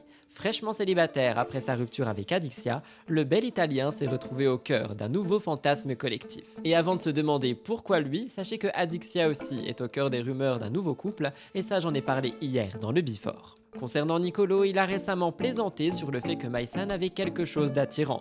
Il en fallait pas plus pour que les internautes imaginent déjà un nouveau couple en préparation. Certains sont même allés jusqu'à lui demander directement s'il comptait se mettre avec elle.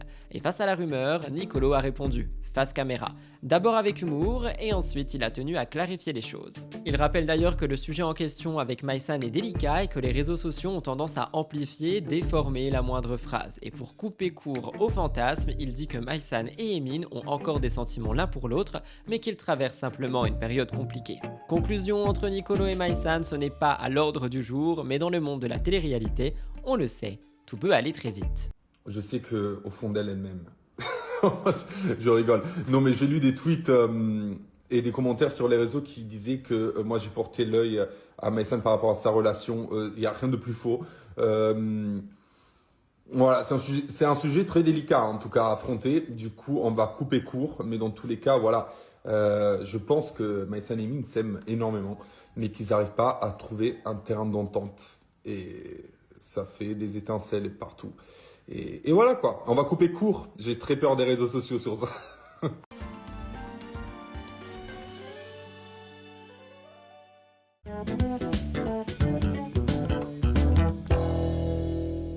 Alors, deuxième partie d'émission et on commence avec Mathieu Delormeau. Alors, j'ai été choqué, hein. Je pense que vous avez vu. Il y a des débats qui parfois dérapent un peu, surtout avec Cyril Hanouna, même si je vous rappelle que Tout Beau Tout Neuf devait être vraiment bienveillant, friendly, etc. On est quand même sur des sujets et des débats qui sont très houleux parfois. Et Mathieu Delormeau, il a mis le feu au plateau, littéralement. Il revenait sur le plateau et il a affirmé quelque chose qui a fait bondir tout le monde autour de la table. Selon lui, je cite, « Un homme aurait beaucoup plus le droit d'être infidèle qu'une femme ». Vous avez très bien entendu. Pourquoi ? À cause de la testostérone. Il a précisé que ça venait de son psychiatre, que les hommes auraient selon lui des besoins supérieurs et devraient donc faire un effort bien supérieur pour rester fidèles. Mais ça va pas ou quoi ? Alors déjà, on le sent là, on est sur un terrain glissant, le mec, faut se calmer, ne le mettez plus en télé.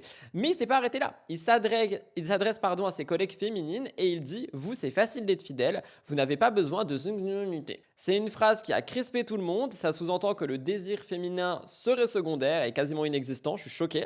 Et le débat change de ton. On a Polska qui réagit en expliquant qu'elle avait aussi des envies et Mathieu lui dit une remarque concernant la ménopause en disant qu'à partir de 50 ans, les femmes n'auraient plus tellement envie de ça. Encore une fois, il généralise. Et à ce moment-là, Valérie Benaïm, elle intervient et pas avec diplomatie, elle dit « Excuse-moi, t'as 50 ans ? T'es ménopausée ? Non. Alors ferme ta bip ». Une phrase clash frontale qui a été applaudie par le public et par moi-même, pourtant je ne suis pas dans la violence. Et Mathieu a feint de quitter le plateau avant de revenir en mode il est blessé. Donc sur la forme, cette séquence c'est classique d'un talk show avec Cyril Hanouna. Attention, punchline, applaudissements, faux départ dramatique. Mais sur le fond, c'est beaucoup plus intéressant, il faut en parler. Le débat touche à des représentations très ancrées. L'idée que les hommes seraient naturellement plus infidèles, que leur biologie justifierait une tolérance différente et que le désir féminin serait moindre, voire conditionné par l'âge.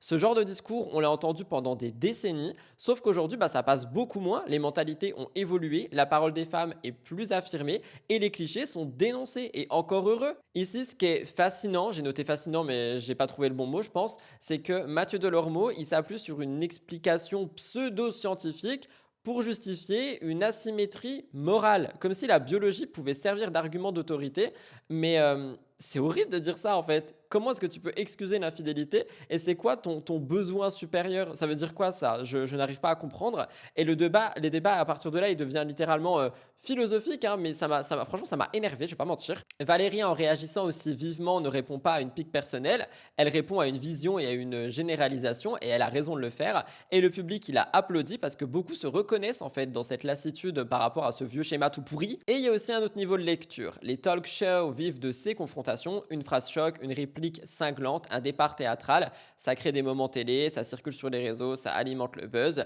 Du coup, est-ce que Mathieu pensait vraiment chaque mot au premier degré ou est-ce que son but était de provoquer pour faire réagir? Ce qui est sûr, c'est que la fidélité, ça reste un sujet inflammable, ça touche à l'intime, à la morale, à l'égalité, et aujourd'hui, on peut plus poser certaines affirmations sans être contredit, mais j'ai envie de dire tant mieux d'un côté, et ok, c'est un débat et tout ça, mais ce qu'il a affirmé, mais ça va pas la tête, les hommes ont le droit d'être plus infidèles parce qu'ils ont de la testostérone et qu'ils ont des besoins supérieurs, et toi, à partir d'un certain âge, t'as plus envie, donc c'est pas pareil, enfin, tu sais te retenir, quoi. Mais c'est chaud quand même de dire ça, ça m'a énormément choqué. Et surtout, je me suis dit, ce plateau-là, qui devait devenir positif, qui devait devenir, ouais, vraiment genre friendly, good vibes et tout, bah, en fait, c'est la même merde qu'avant, hein, pardonnez les mots, mais c'est vraiment la même merde qu'avant, juste les débats sont de pire en pire, quoi. Donc merci Polska et merci Valérie d'avoir dit les termes, et j'applaudis le public qui a applaudi, mais il y a une partie de moi qui me dit que quand même tout ça a été prévu.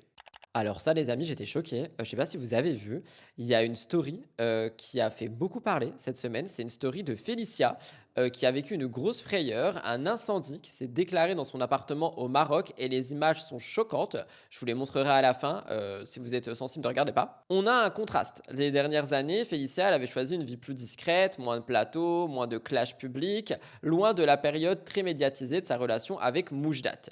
Mais malgré cette discrétion, elle se retrouvait au cœur d'épisodes difficiles. Une agression à Paris, l'altercation en Thaïlande avec le coiffeur, des moments qui ont déjà marqué une certaine violence. Sauf que là, on a eu autre chose. Un imprévu total. Dans la première vidéo qu'elle publie, on la voit face caméra avec de la fumée derrière elle, elle tousse, elle est choquée, elle dit « il y a le feu chez moi » et elle crie aux personnes autour d'elle de sortir. Et à un moment, elle dit « ça va exploser ». Et c'est pas du tout une mise en scène, hein, c'est vraiment brut et ça fait peur. Elle explique ensuite qu'elle a senti le feu se déclarer depuis chez elle et qu'elle a eu le réflexe de sortir à temps. On la voit revenir dans l'appartement noirci, rempli de fumée pour récupérer quelques affaires. Elle dit « je prends mes affaires, je pars direct, je ne peux plus respirer ».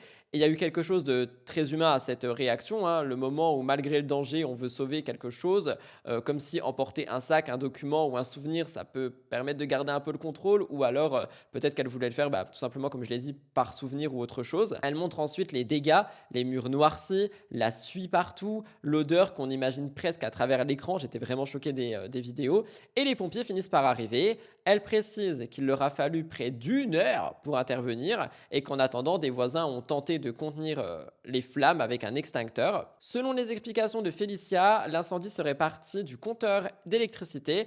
Un détail technique, mais qui rappelle à quel point ce genre de drame peut arriver sans prévenir. Genre vraiment, ça m'a mis une angoisse, littéralement. Premier point intéressant, au-delà du choc, elle filme tout. Elle partage chaque instant en direct. Il y en a certains qui verront un réflexe automatique lié à son statut d'influenceuse.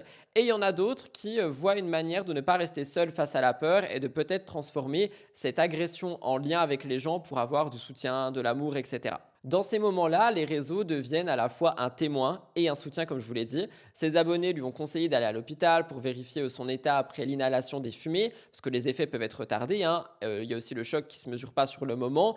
Il y a aussi cette question que moi je vous pose, est-ce qu'on doit filmer un événement aussi dangereux, ou alors est-ce que c'est juste devenu un réflexe pour les gens exposés? Ce qui est certain, c'est que derrière l'image publique aujourd'hui, on a vu de la vulnérabilité, la peur dans sa voix, vous allez l'entendre, la précipitation, c'est plus l'esthétique d'une story, c'est vraiment genre la vie en fait, et la vie peut vraiment basculer à tout moment. Ça rappelle quelque chose aussi, malgré les filtres et malgré les polémiques, les jugements et tout ça, encore une fois, ce sont des êtres humains qui peuvent vivre des imprévus que tout le monde peut vivre, un court-circuit, une fumée, une urgence. La différence, c'est que là, il y a des milliers de personnes qui ont assisté à cette scène quasiment en temps réel. Heureusement, elle va bien, hormis le contre-coup. C'est peut-être ça le plus important, hein. Il n'y a aucun blessé, il n'y a pas de drame humain. Mais ce genre d'événement, ça laisse quand même des traces et pas seulement matérielles. Il y a aussi, je pense, un sentiment d'insécurité qui peut s'installer. L'idée que son propre chez-soi peut devenir dangereux en quelques minutes. Et au fond, cette histoire dépasse simplement le fait divers. Ça rappelle la fragilité du quotidien, ce moment où tout peut basculer sans prévenir. Je vous laisse regarder du coup Félicia qui en parle et évidemment de chez Évidemment, j'envoie tout mon soutien à Félicia en espérant qu'elle arrivera, je sais pas, à faire marcher l'assurance ou récupérer ce qui a été brûlé ou autre. Mais franchement, ça fout un peu des angoisses quand même et ça rappelle vraiment que tout peut arriver à tout moment. Yes.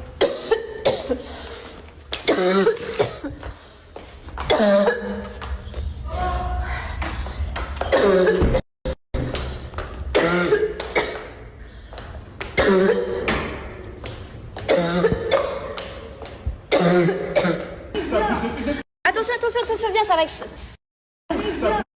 Vite, sortez, sortez, sortez, sortez. Sortez, sortez, sortez, ça va exploser, sortez.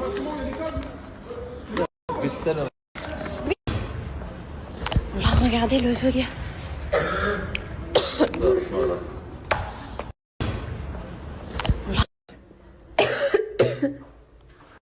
Ah, il y a trop de fumée, les gars. Oh.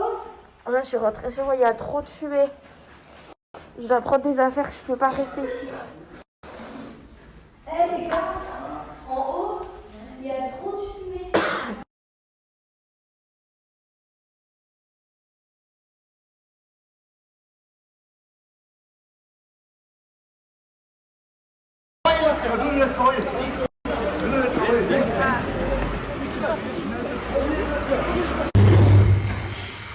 Ah bon, là c'est une bonne.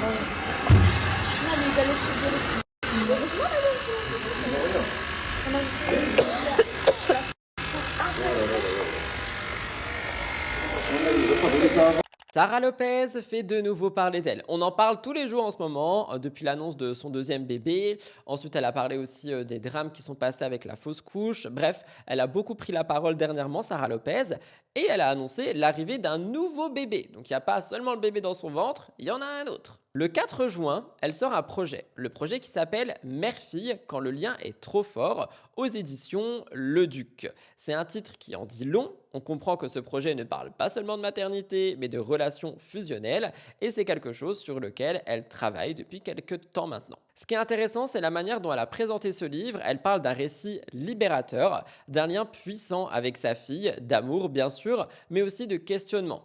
Est-ce qu'un lien trop fusionnel est toujours sain?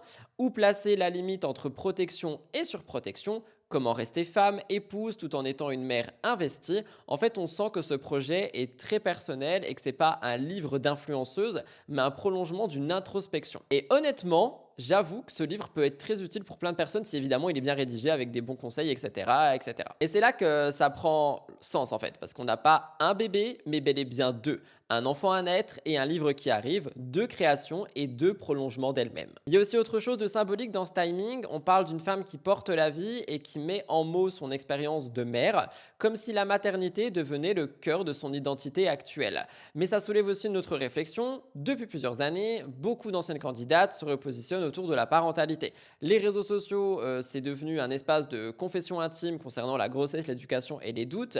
Et parfois, on a des livres, c'est pas la première et ça sera pas la dernière, qui deviennent des extensions naturelles de ces prises de parole. Donc, est-ce que c'est une évolution sincère? Est-ce que c'est une stratégie d'image? Je vous laisserai vous me donnerez votre avis dans l'espace commentaire. Ce qui semble quand même important, c'est qu'elle aborde aussi les zones grises, la fausse couche, évidemment, la peur, la dépendance affective possible entre une mère et son enfant. Elle parle pas uniquement de bonheur parfait, elle parle de complexité et c'est ça qui est certainement intéressant pour les gens qui la suivent, cette idée qu'on peut aimer intensément et aussi se poser des questions, qu'on peut être en fait une mère comblée mais toujours chercher son équilibre.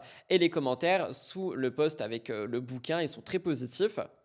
Il y en a beaucoup qui la félicitent, il y en a beaucoup qui disent qu'ils ont hâte de lire son témoignage. Il y a une forme de validation collective en vrai. Et en fait, moi je trouve que ce livre il est bien.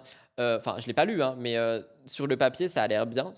sur le papier. Très drôle. Ça a l'air bien parce que j'ai vraiment l'impression qu'on essaye de casser l'image de la mère parfaite, de celle qui a une éducation géniale sur les réseaux sociaux et tout. Et elle va revenir un petit peu sur des problématiques que j'imagine beaucoup de parents, beaucoup de mamans et beaucoup de papas peuvent traverser, qui est la surprotection, la dépendance affective. Enfin voilà, je sais que parfois avoir un enfant, ça peut vraiment changer toute la psychologie d'une personne. Et je trouve ça intéressant d'avoir ce genre de récit, en espérant encore une fois qu'il soit bien fait et que ce soit pas genre juste un énième projet pour générer uniquement du flouze. Dans tous les cas, cette année pour Sarah Lopez, c'est pas une année ordinaire, c'est l'année des accouchements finalement. Et je vous en reparlerai du bouquin dès qu'on en aura plus sous la dent, quoi. Je termine, les amis, ce petit cœur actu avec Rim Random qui parle une fois de plus de Vincent Quejo et non pas de Vincent Gauchoun comme je disais tout à l'heure. Alors, ils sont divorcés depuis 2023, ils ont longtemps incarné l'image très forte sur les réseaux, complicité, famille soudée, deux petites filles et cette impression que malgré les épreuves, ils étaient faits pour durer. Je sais pas pourquoi j'ai fait ça, jugez-moi, écoutez, je suis en tempête. D'ailleurs, après leur séparation, il y a des fans qui refusaient d'y croire, comme si la fin de leur histoire remettait en question tout ce qu'on avait projeté sur eux. Mais avec le temps, chacun a repris sa route. Vincent a eu une relation avec Marois et Rim a affiché une nouvelle histoire, plus discrète mais assumée. Et d'ailleurs, j'ai vu qu'aux dernières nouvelles, elle serait toujours avec lui. Et récemment, dans un de ses épisodes de podcast qui s'appelle « Et si on rimait ensemble ?», jeu de mots, elle a décidé de revenir sur le passé. Pas pour régler ses comptes, pas pour exposer des secrets, mais pour briser un mythe, celui du couple parfait. Elle reconnaît qu'elle s'était créée une image, celle d'un couple toujours harmonieux, toujours aligné, toujours instagrammable, une façade très lisse et une vitrine. Et là, on touche quelque chose d'actuel. À l'époque, beaucoup ont idéalisé la relation. Les photos étaient belles, les vidéos étaient touchantes, les déclarations étaient sincères, mais ce que Rim dit aujourd'hui, c'est que cette perfection était construite et contrôlée. Donc littéralement, on ne peut plus croire personne. Elle explique qu'avec le recul, elle a compris qu'un couple ne se résume pas à partager que des moments parfaits, que l'amour, c'est pas une succession d'images esthétiques, c'est aussi des erreurs, des ajustements, des désaccords et un travail constant pour construire quelque chose de sain. Ce que je trouve intéressant, c'est qu'elle rejette pas tout. Elle dit pas que c'était faux, elle dit que c'était incomplet. Et c'est là que la réflexion devient plus large. Combien de couples sur les réseaux renvoient une image idéale? Combien de personnes comparent leur relation à des extraits soigneusement montrés en ligne? Combien de fois je vous ai dit, il ne faut pas croire tout ce qu'on voit? Rim, elle met le doigt sur ce mécanisme très puissant. Quand on vit une histoire sous le regard du public, on finit par jouer le rôle qu'on a créé. Enfin, je sais pas comment expliquer, mais en fait, ils veulent correspondre à l'image qu'ils ont donnée. Et du coup, ils jouent un rôle. Et c'est pour ça que je dis vraiment de faire attention sur les réseaux. Elle parle aussi d'une leçon, celle d'accepter que l'autre fasse des erreurs, de choisir de faire confiance, de construire sur des bases solides, etc., etc. Et dans sa vie actuelle, elle dit qu'elle ressent quelque chose de différent, quelque chose de plus ancré, de plus conscient, de moins idéalisé, du coup, avec son Thiago là. Il y a un message implicite dans ce qu'elle dit, hein. Méfiez-vous des apparences. Pas pour devenir cynique, mais pour garder en tête que ce qu'on voit en ligne, c'est une partie de l'histoire. Sur Instagram surtout, c'est vraiment la partie romantisée. Et en fait, ce qui me frappe, c'est que je l'ai dit tellement de fois, mais pendant des années, on leur a attribué l'étiquette de couple modèle. Et aujourd'hui, elle dit que cette image, c'était une construction. C'était une construction. Mais c'est sain de l'admettre, hein. Mais je pense qu'on aurait pu le dire depuis le début. Genre, quand ils faisaient leurs photos magnifiques, glisser des c'est pas représentatif de toute notre vie, c'est juste un beau shooting. Enfin, vous voyez ce que je veux dire?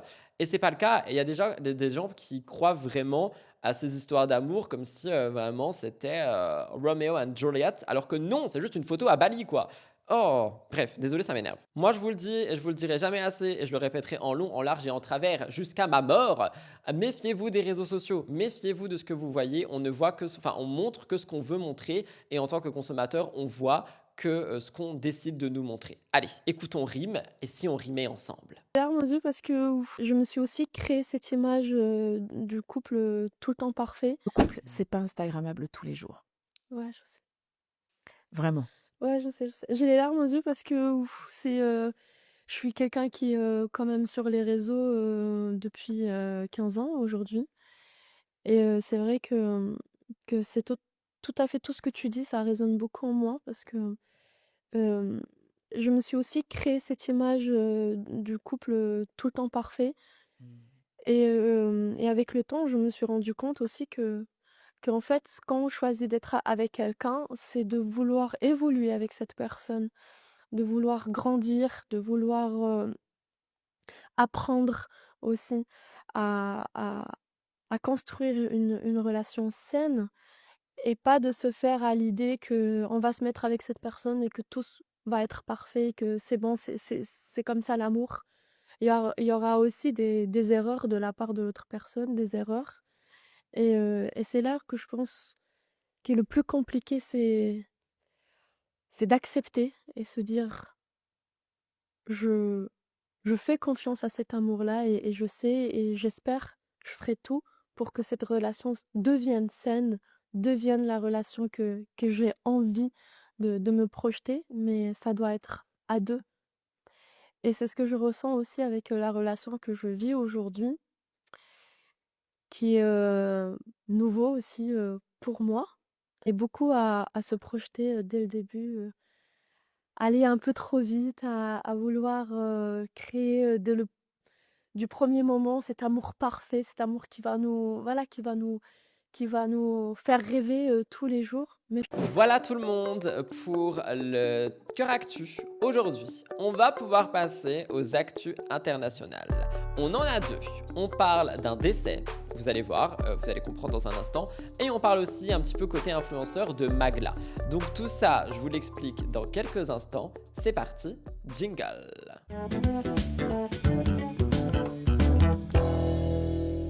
Je vais rester sur mes notes à partir de maintenant parce que je vais vous parler de quelqu'un qui est décédé et c'est ce qu'on appelait genre quelqu'un qui voulait être le sosie de Kim Kardashian. Alors, cette semaine, un influenceur britannique de 34 ans, connu pour avoir dépensé plus de 120 000 € en chirurgie esthétique pour ressembler à Kim Kardashian, a été retrouvé mort dans son appartement londonien. Son nom, c'était Jordan James Park, surnommé le roi des lèvres britanniques. Il s'est fait connaître pour de nombreuses interventions, injections, modifications du visage, transformations progressives, pour se rapprocher physiquement de son idole américaine. Au fil des années, il avait investi près de 100 000 livres sterling dans ses procédures et son image était devenue sa marque et sa transformation, son identité publique. Le 18 février 2026, son corps est retrouvé sans vie à son domicile. Le décès est qualifié d'inexpliqué par la police britannique et une enquête est ouverte. 2 personnes sont placées en garde à vue pour suspicion d'homicide involontaire avant d'être remises en liberté sous caution. Donc les circonstances restent floues et ce qu'on sait c'est que cette découverte elle intervient peu après une nouvelle intervention esthétique et que son parcours était déjà marqué par des démêlés judiciaires. En octobre dernier, pour vous raconter vite fait, il a été arrêté dans une autre affaire. Il était soupçonné d'homicide involontaire après le décès d'une femme à la suite d'une procédure de BBL non chirurgicale qu'il aurait réalisée. Les autorités avaient découvert qu'il vendait illégalement en ligne des injections amaigrissantes soumises à prescription médicale et du coup tout ça ajoute beaucoup de troubles à cette affaire. Au-delà de l'enquête, il y a aussi une question, et moi c'est ça qui m'intéresse ici, même si évidemment paix à son âme et soutien à ses proches, c'est qu'est-ce que ça dit par rapport à notre rapport à l'image, de cette quête de ressemblance avec une célébrité. Kim Kardashian, elle est devenue au fil des années une référence esthétique mondiale, un modèle, un standard pour certains, et Jordan ne cachait pas son admiration. Il disait tout aimer chez elle et il voulait incarner cette beauté. Mais à quel moment l'admiration, ça devient une forme d'effacement de soi? Parce que moi, c'est ce que je vois ici. On vit dans une époque où l'apparence, elle est monétisable, où la transformation, ça devient un contenu. Chaque intervention est documentée, commentée et likée, et la chirurgie devient banalisée. Et s'il vous plaît, faites attention avec ça. Il y a quand même quelque chose de tragique dans tout ça, c'est que cet homme qui a construit sa notoriété sur sa transformation physique, qui a flirté avec les limites légales et dont la mort intervient dans un climat déjà lourd. Enfin, moi, je trouve ça très tragique. Pour l'instant, aucune conclusion officielle n'a été donnée. L'enquête suit son cours, mais ce décès, eh bien, ça regarde au-delà du sensationnalisme. C'est pour ça que je vous en parle. On admire encore les célébrités pour certains, mais il y en a qui cherchent à les reproduire. Et à quel prix? Moi, c'est ça surtout que je mets en avant ici. Kim Kardashian n'a pas réagi à cette affaire et au fond, je pense qu'elle n'a pas à le faire. C'est pas le sujet. Le sujet, c'est ce miroir que les réseaux tendent en permanence, ce miroir qu'on voit tous les jours, ce miroir qui peut nous pousser parfois à créer des complexes et tout ça, et l'importance en fait de vraiment faire attention avec les réseaux, encore une fois. En tout cas, comme j'ai dit, paix à son âme et soutien à ses proches, même si personne ne regardera MTT, mais quand j'ai vu ça, je me suis dit « Oh waouh !» et je voulais en parler ici, parce que ça relie Kim Kardashian, enfin ça relie MTT quoi, donc je me suis dit j'en parle ici. Alors, Magla et Danse avec les stars. J'en ai parlé jeudi du fait qu'elle avait ouvert une chaîne exprès pour Danse avec les stars et tout ça.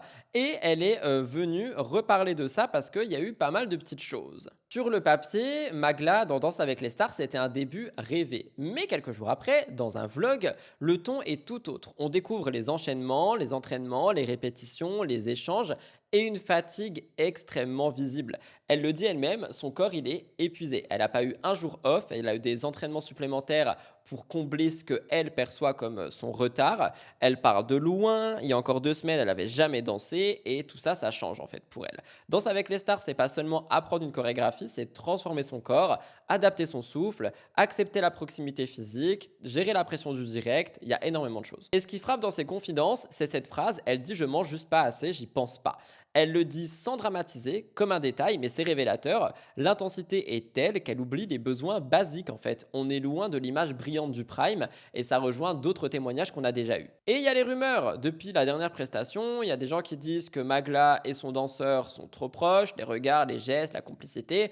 Comme souvent dans Dals, la frontière entre performance artistique et interprétation personnelle devient floue. Et en live, elle a dit non, c'est pas gênant, c'est de la danse, elle est là pour ça et pour faire les choses à 200%. Et il y a une question qui plane, est-ce qu'elle va abandonner? Pour le moment, elle le dit pas. Elle dit pas qu'elle est prête à abandonner ou autre. Elle dit juste que c'est très dur. Elle dramatise pas, elle partage l'envers du décor et c'est peut-être ça la vraie force de son parcours, montrer que derrière la performance, il y a un réel travail. Danse avec les stars, on le sait, c'est une émission exigeante, mais aujourd'hui avec les réseaux, on voit vraiment les dessous et on se rend compte à quel point ça peut l'être. Donc voilà, c'était juste pour vous parler un petit peu de ça, de Magla dans Danse avec les stars. C'était court, mais j'avais quand même envie d'en parler. Dans tous les cas, son début d'aventure prouve une chose, elle a le potentiel, mais le talent ne suffit pas toujours. Il faut vraiment savoir se dépasser. Et j'espère qu'elle va aller jusqu'au bout de son aventure. Il y a beaucoup de gens qui pensent qu'elle va abandonner. Moi, je pense pas. Je pense que c'est une battante et je pense qu'elle ira vraiment au bout de son aventure, peu importe quand est la fin. Donc voilà, c'était un petit peu pour vous tenir au courant et envoyer un petit peu de messages de soutien à notre grande streameuse française, Magla. Nous allons pouvoir passer au gros dossier. Jessica et Thibaut en guerre encore une fois. Mélanie ORL qui parle de Maïsan. J'espère que vous êtes prêtes et prêts pour cette fin d'émission.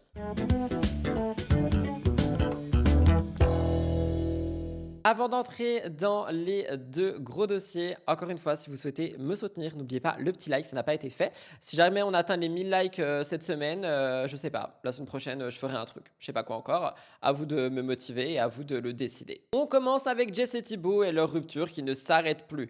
Petit résumé en 2 phrases, 8 ans d'amour, 2 enfants, image solide, presque indestructible, bam, séparation, destruction, guerre sur les réseaux, pic répété, et c'est de ça dont on parle aujourd'hui. Alors, les premières semaines ont été difficiles à regarder. Jessica, elle apparaissait bouleversée, fragile, à fleur de peau. En face, Thibaut, il était dans C'est la famille, et on disait qu'il essayait de se positionner en victime, une posture qui a fait grincer les dents de beaucoup. Il y a aussi eu des petits détails qui ont pris des proportions énormes. L'objet envoyé erreur chez Jessica, des phrases ambiguës, des pics à peine voilés, et aussi la rapidité avec laquelle Thibaut a été aperçu avec beaucoup d'autres femmes. La dernière en date ayant même, selon les internautes, un air troublant avec Jessica, la fameuse Brianna McDonald dont je vous ai parlé. Mais pendant que l'attention se focalise sur lui, quelque chose changeait chez Jess.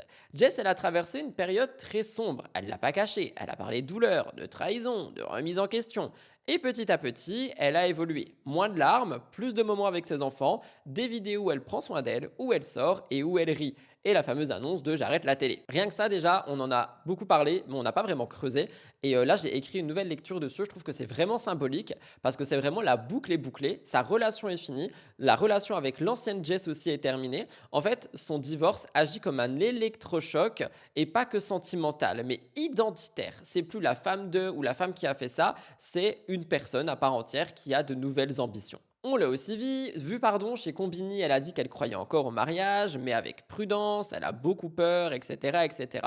Et on a eu des petites choses. Premièrement, un TikTok. court, efficace, avec un audio derrière qui dit « Moi, je suis l'ex qu'aucune fille ne peut craindre parce que croyez-moi, je veux vraiment récupérer aucun. » Un message très clair, sans détour, comme pour clore un chapitre.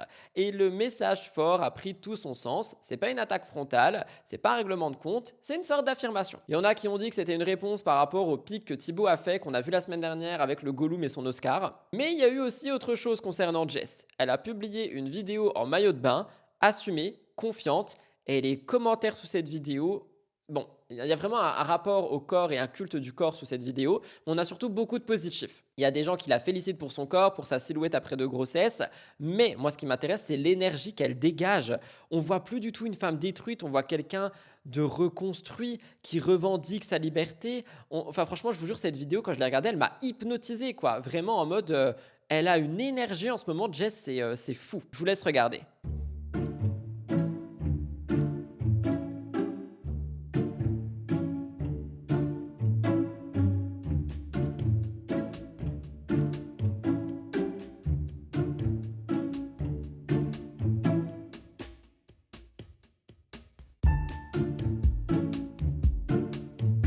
D'un côté, du coup, on a Thibaut qui est perçu comme provoquant. Il y a tous les internautes qui en ont marre de lui. D'ailleurs, j'ai vu aussi qu'il allait lancer une nouvelle collection de vêtements et qu'il a peur que ce soit un flop. Il y a beaucoup de gens qui sont là en mode, bah, il n'y a plus de Jess derrière, donc évidemment, ça va flopper. Après, je pense que Thibaut, il a toujours eu une partie des gens qui aiment le suivre et qui vont le soutenir dans ses projets et tout ça.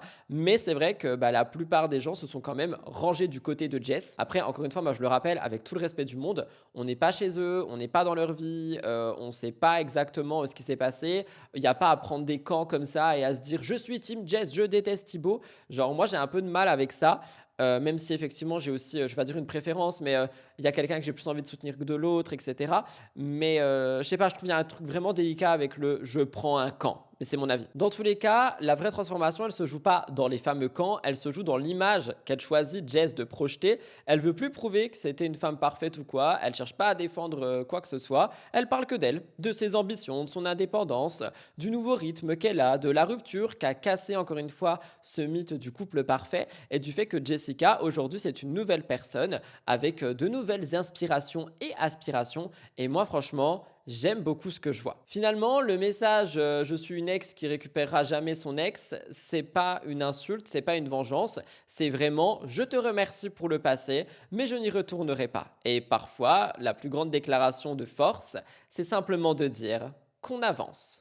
Des petites nouvelles de Mysan via MeloRL. Je pense que vous avez vu ça passer de toute façon, mais voilà, comme ça vous en avez quand même. Et d'ailleurs, avant de commencer cette actu, sachez que Mysan et Emin ont réactivé leur compte Instagram. Après, je les ai pas vus poster au moment où j'ai écrit et au moment où j'enregistre, mais si c'est le cas, je vous tiendrai au courant s'il y a des choses à dire. Petit contexte quand même, tout est parti d'une révélation d'Aquababe, une liaison supposée entre Mysan et Sissika. Finalement, on a eu Emin qui était à l'hôpital, Mysan qui a pris la parole en disant que ça date il y a 2 ans. Elle est revenue avec une vidéo avec un visage assez marqué, une voix tremblante, elle s'est excusée, elle a parlé de honte, enfin voilà. Vraiment quelque chose qui était scandaleux. Mais on a eu autre chose. Mysan, elle a été invitée dans le podcast Dr Lolo par Laura Lempicka. Et à ce moment-là, en fait, la vidéo, quand elle a été filmée, elle parlait d'un couple reconstruit, d'un passé très compliqué qui aujourd'hui était mieux. Et on a eu énormément de critiques avec cette vidéo, notamment par rapport au timing. Et du coup, par rapport à cette vidéo, au timing, etc., et avant la tempête, en fait, il y a beaucoup de gens qui ont dit que sortir cette interview, c'était absolument dégueulasse de la part de Laura Lempicka, que ça aurait pu attendre et tout ça. On en a beaucoup parlé, notamment en live sur Twitch. Et en fait, on s'est rendu compte que c'est pas Laura qui a sorti cette vidéo, c'est la boîte de prod de Laura, en accord avec la boîte de prod de Mysan. Et en fait, ils ont des dates, etc. Et c'est eux qui sortent. Je pense même pas que Laura ait son mot de passe de sa chaîne YouTube, si vous voyez ce que je veux dire. Je pense que c'est vraiment géré par une prod et que Laura est simplement l'image qui gère Dr Lolo et que c'est elle qui s'est tout pris dans la gueule en mode t'abuses, le timing, ça se fait pas, mauvaise copine et tout. Mais je ne pense même pas qu'au final ce soit de son plein gré à elle ou entre guillemets de sa faute. En tout cas, elle s'est exprimée, je vous laisse regarder. Je voulais juste répondre à quelque chose parce que je vois sur les réseaux sociaux concernant, vous savez, l'interview avec Mysan qui est sortie hier donc sur ma chaîne YouTube Dr Lolo. Alors à savoir que l'interview a été tournée avant, bien sûr, les histoires la concernant et que surtout, ce qui est important de préciser, c'est que la vidéo a été planifiée de sortie à cette date-là, donc bien avant cette histoire, en accord avec donc la production de Maïsan et Maïsan. Avec certains candidats, on planifie les sorties de vidéos pour que ça coïncide, si vous voulez, avec les émissions qu'ils font. Donc surtout quand ils viennent avec leur production, etc. Maïsan était venu donc avec TFX et donc TFX et Maïsan avaient donné l'accord pour la sortie de la vidéo donc de dimanche, donc d'hier. Donc je vois pas mal de gens qui m'attrapent la veste en disant ouais, la sortie de la vidéo, etc. La vidéo a été tournée avant les histoires qui ont tourné sur les réseaux sociaux. Comme ça au moins vous savez à peu près pourquoi la vidéo est sortie hier. Bienveillance pour tout le monde. Et on a eu Mélanie ORL. Mélanie ORL qui a dit qu'elle n'a pas de nouvelles de Maïsan plus que le public, qu'elle voit comme tout le monde que Maïsan ne va pas bien, qu'elle lui envoie des messages, qu'elle est sans réponse, etc., etc. Et je trouve que c'est quelque chose qui est assez rare. Je pense que depuis, Mélanie ORL a dû avoir des nouvelles vu que Maïsan a réactivé son Instagram, mais au moment où elle parlait, même elle en avait pas. Et en fait, tout le monde était en train de spéculer en mode mais qu'est-ce qui se passe? Est-ce qu'elle va bien et tout? Et même ses proches n'avaient pas forcément de nouvelles. Moi, j'ai plusieurs questions à poser. Est-ce que ressortir une vieille histoire vieille de 2 ans, c'est une recherche de vérité ou une volonté de nuire? Est-ce que c'est ok de voir toute sa vie intime dilapidée comme ça sur les réseaux sociaux? Maïsan, elle dit qu'elle aime Emin, qu'elle veut construire avec lui, qu'elle veut juste qu'il aille bien, et on voit en fait plein de personnes qui ont essayé de tout détruire. Au-delà du drama, il y a eu des relations humaines, il y a des blessures, des égos, des fiertés, certainement des malentendus. Maintenant, la question que je vous pose est la même que j'ai déjà posée. Est-ce que ce couple va survivre à cette tempête publique? Ils ont déjà traversé des crises, des séparations, des retrouvailles improbables. Maïsan dit qu'il y a pas d'inédit au mal-être, c'est quelque chose qu'elle a dit notamment dans la vidéo avec Laura Lempicka, mais la question reste la même, est-ce que ce couple va survivre quoi? Je vous laisse écouter Mel et je vous donne mon avis. Mais ouais, elle est pas bien, je lui envoie des messages, je prends de ses nouvelles tous les jours, je lui envoie des messages et j'ai pas de réponse. Je sais que quand on est dans cet état, on n'a pas forcément envie de répondre, de communiquer avec l'extérieur, même si voilà, je dis si elle a besoin de moi, je suis là. Si elle a besoin que je fasse un aller-retour pour lui changer les idées, je suis là aussi. Je lui dis aussi que sa commu est énormément derrière elle. Je lui dis que je reçois énormément de messages de votre part. Vous prenez de ses nouvelles, vous me dites que vous la soutenez, que vous ne l'en voulez pas, etc. etc. J'ai entendu que voilà, vous voulez absolument pas prendre les réseaux. Je ne sais pas si elle les reprendra un jour ou non.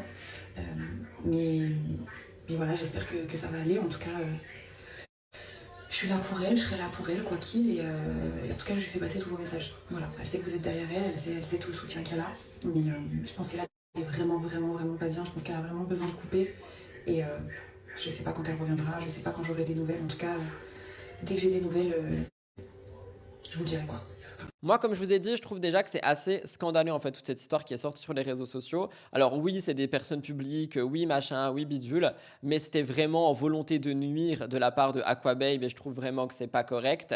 Et j'espère qu'ils vont revenir sur les réseaux, Maïsan et Emin, et j'espère qu'ils vont oui, juste simplement qu'ils vont revenir sur les réseaux et qu'ils vont réussir à reprendre un quotidien normal, que ce soit pour eux ou pour les autres, parce que moi, c'est vraiment des personnes que j'ai envie de voir encore évoluer ensemble et j'espère que ça pourra arriver. Je sais qu'il y a plein de gens qui ne les shippent pas, mais moi, je les aime beaucoup. Je trouve que c'est des gens qui ont su faire en sorte de reconstruire, d'évoluer et d'essayer d'aller toujours vers le mieux. Et là, tout allait bien et il y a vraiment juste ça qui est arrivé, une histoire vieille de 2 ans qui est arrivée pour tout détruire. Donc j'espère qu'ils arriveront à guérir ensemble et à se reconstruire. Voilà tout le monde pour les gros dossiers. Aujourd'hui, on va pouvoir passer à l'Astro Actu. On a une pleine lune qui arrive et croyez-moi, elle va faire beaucoup de bruit. Je me suis dit que j'allais vous en parler directement en vive voix en espérant que ça puisse vous intéresser. C'est parti, jingle.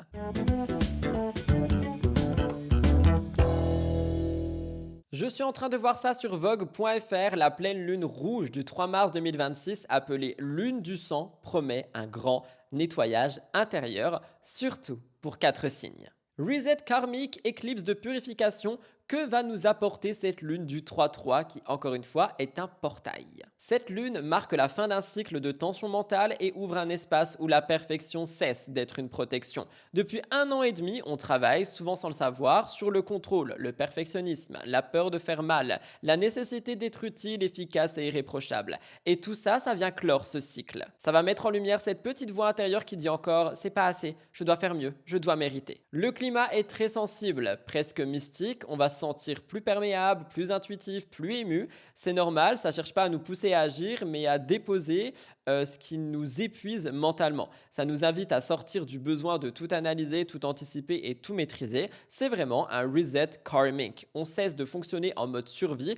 On comprend que la sécurité ne vient pas de la perfection, mais de l'abandon face à une force supérieure. Les signes astrologiques les plus impactés sont les suivants: Vierge, Poisson, Gémeaux et Sagittaire. Pour les Vierges, c'est la fin d'un cycle karmique personnel, libération du perfectionnisme et du besoin de contrôle. Pour les Poissons, activation du chemin évolutif, appel à incarner une foi plus concrète. Et enfin, Gémeaux et Sagittaire, remise en question des croyances, des certitudes et des dynamiques relationnelles. Si jamais vous voulez un petit rituel à faire, vous pouvez écrire une liste de ce que vous cherchez encore à contrôler dans votre vie et puis vous demander honnêtement, cela me protège-t-il vraiment ou cela m'épuise-t-il? Choisissez une seule habitude mentale ou comportementale à relâcher symboliquement, respirez profondément et dites « je n'ai plus besoin d'être parfait pour être en sécurité et être aimé ». J'adore les pleines lunes, moi personnellement, je m'en sers beaucoup énergétiquement parlant. C'est des choses dont je parle souvent sur la chaîne de vlog, je vais pas forcément tout vous raconter ici, mais j'adore ça et je sais que vous aimez beaucoup l'Astro Actu parce que parfois ça vous parle beaucoup, ça vous aide et ça vous donne un petit peu des pistes et des initiatives